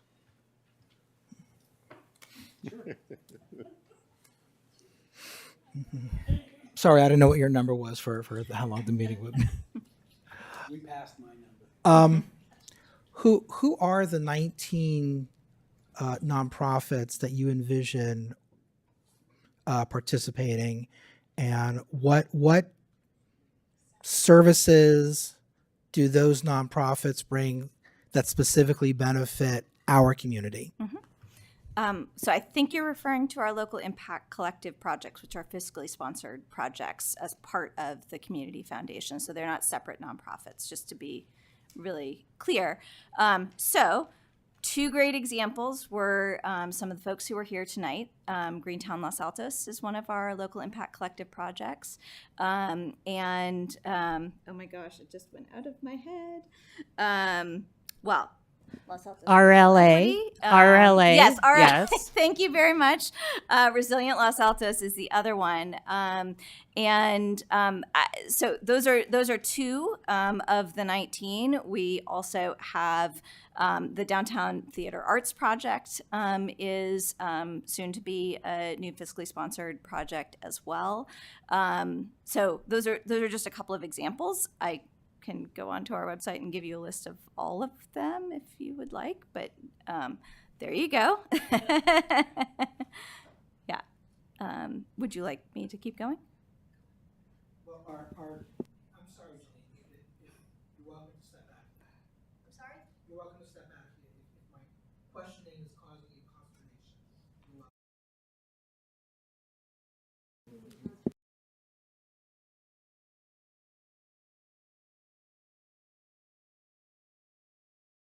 Specifically focused on Los Altos and providing services to Los Altos?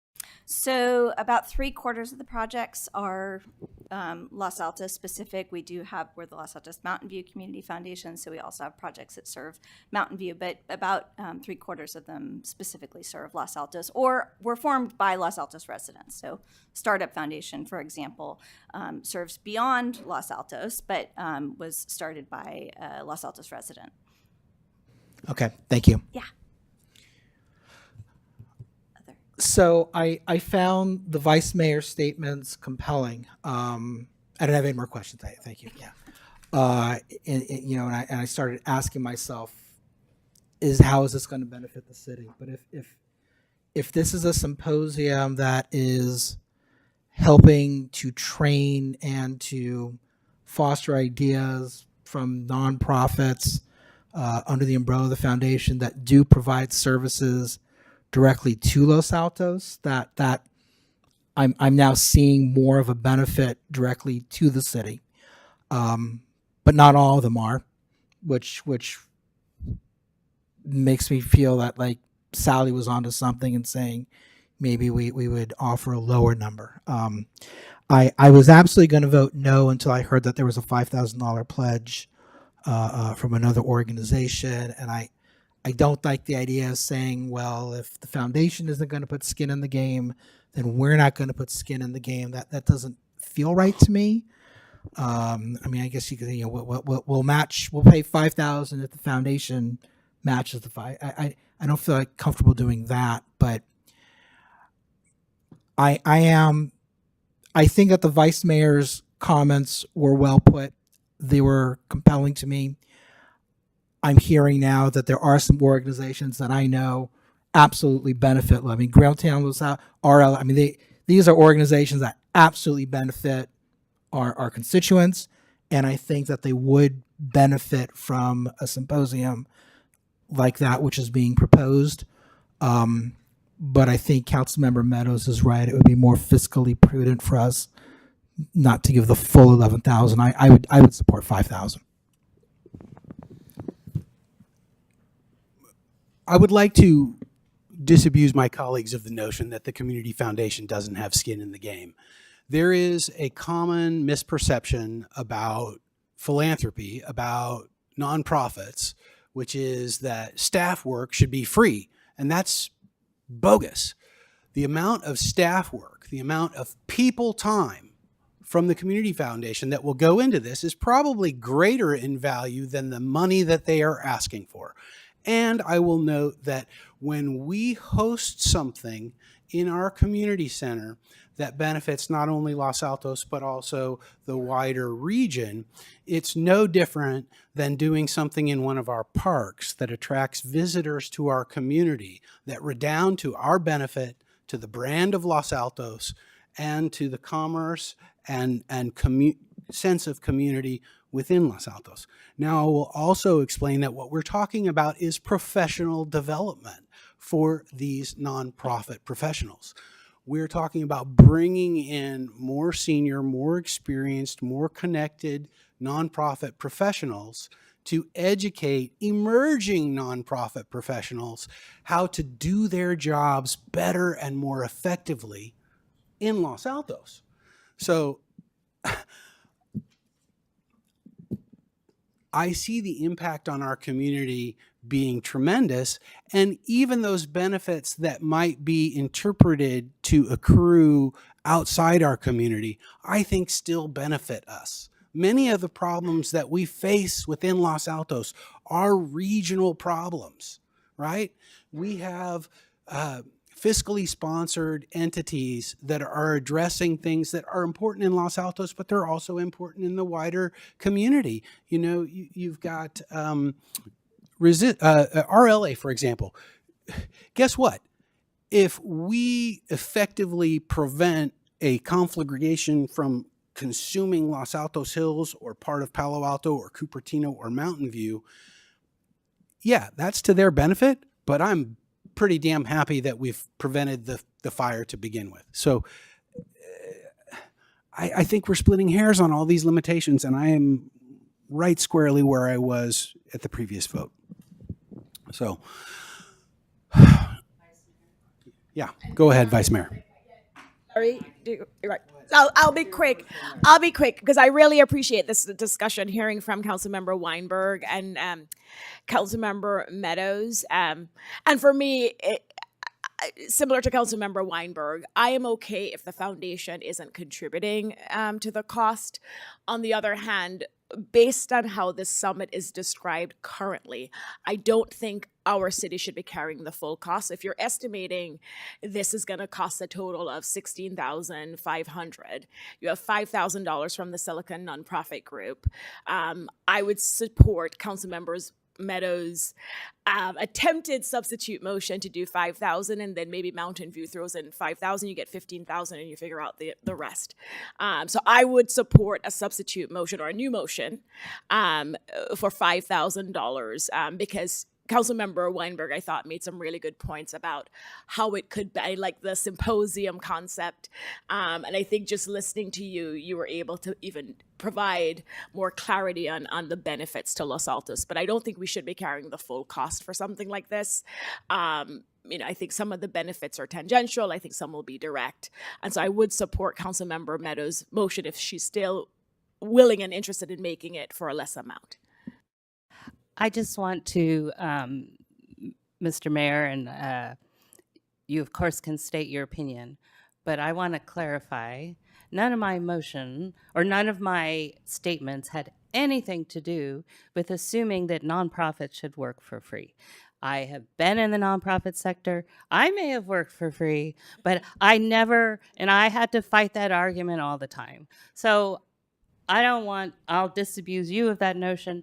Nobody, it's not based on that. Again, I'm trying to use the lens of fiduciary responsibility. It's not just money. We're also going to be asked, and I'm pretty sure we would all support giving the space for the room.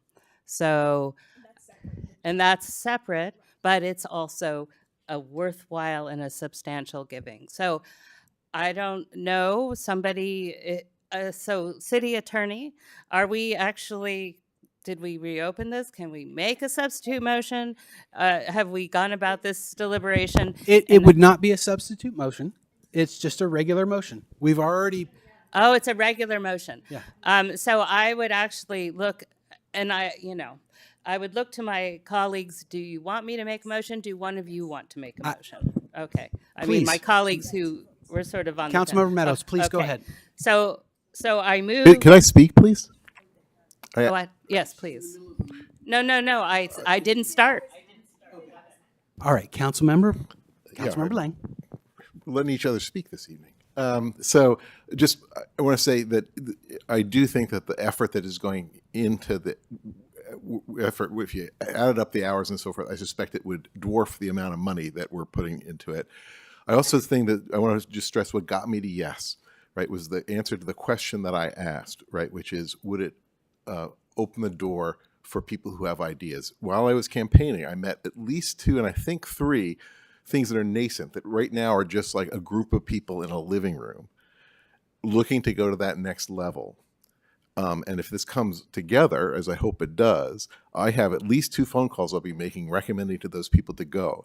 And my point is that in terms of a benefit to community, look at the wall of logos here. If we get, as a city, one more nonprofit of the caliber of things that have grown in the soil of this foundation, it will have been a good investment, in my opinion, particularly considering some of the ideas that I heard. So that was a good answer, got me to yes. And I hope it gets others to that point as well. Thank you for listening. We're ready for a motion. Okay. I move that we support the Los Altos Mountain View Community Foundation to the amount of $5,500, which is half of the ask. Second. Councilmember Lang, Yes. Councilmember Meadows, Yes. Councilmember Weinberg, Yes. Vice Mayor Fliger. Yes. Mayor Daley. Yes. Motion carries. All right. Special Operations Funding Kids. Questions from my colleagues on this one? Do we have? No?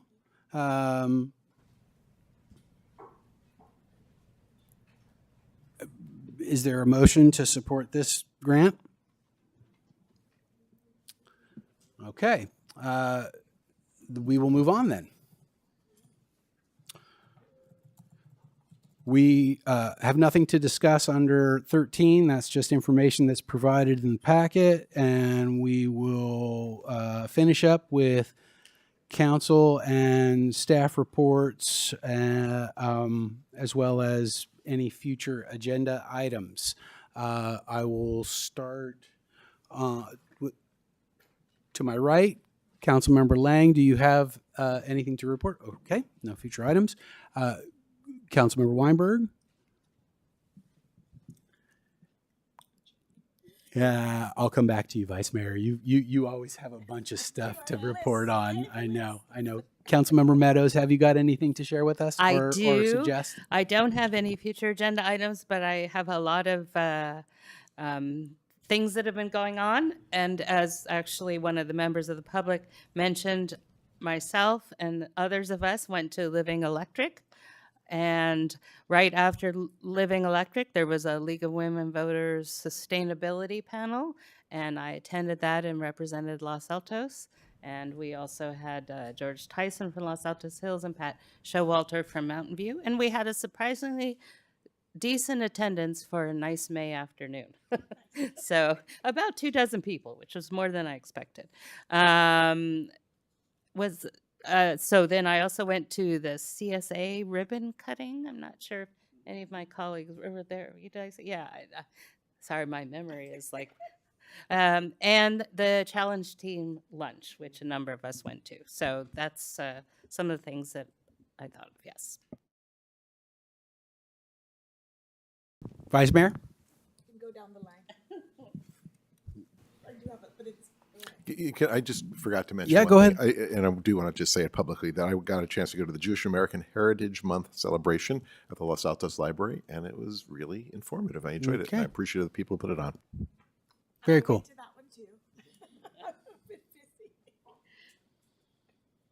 All right.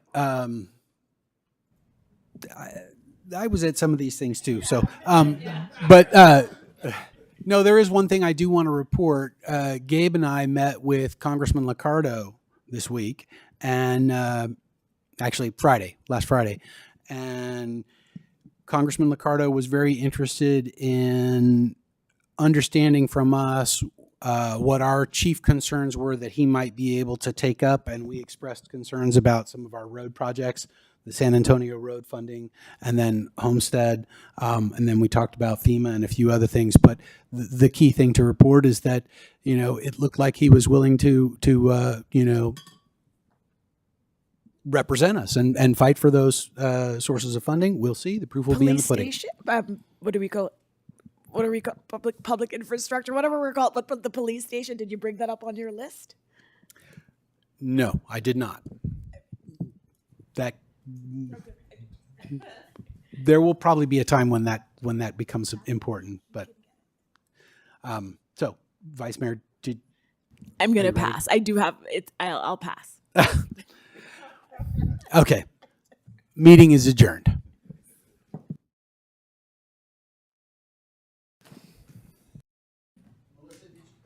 Did you win again, Melissa?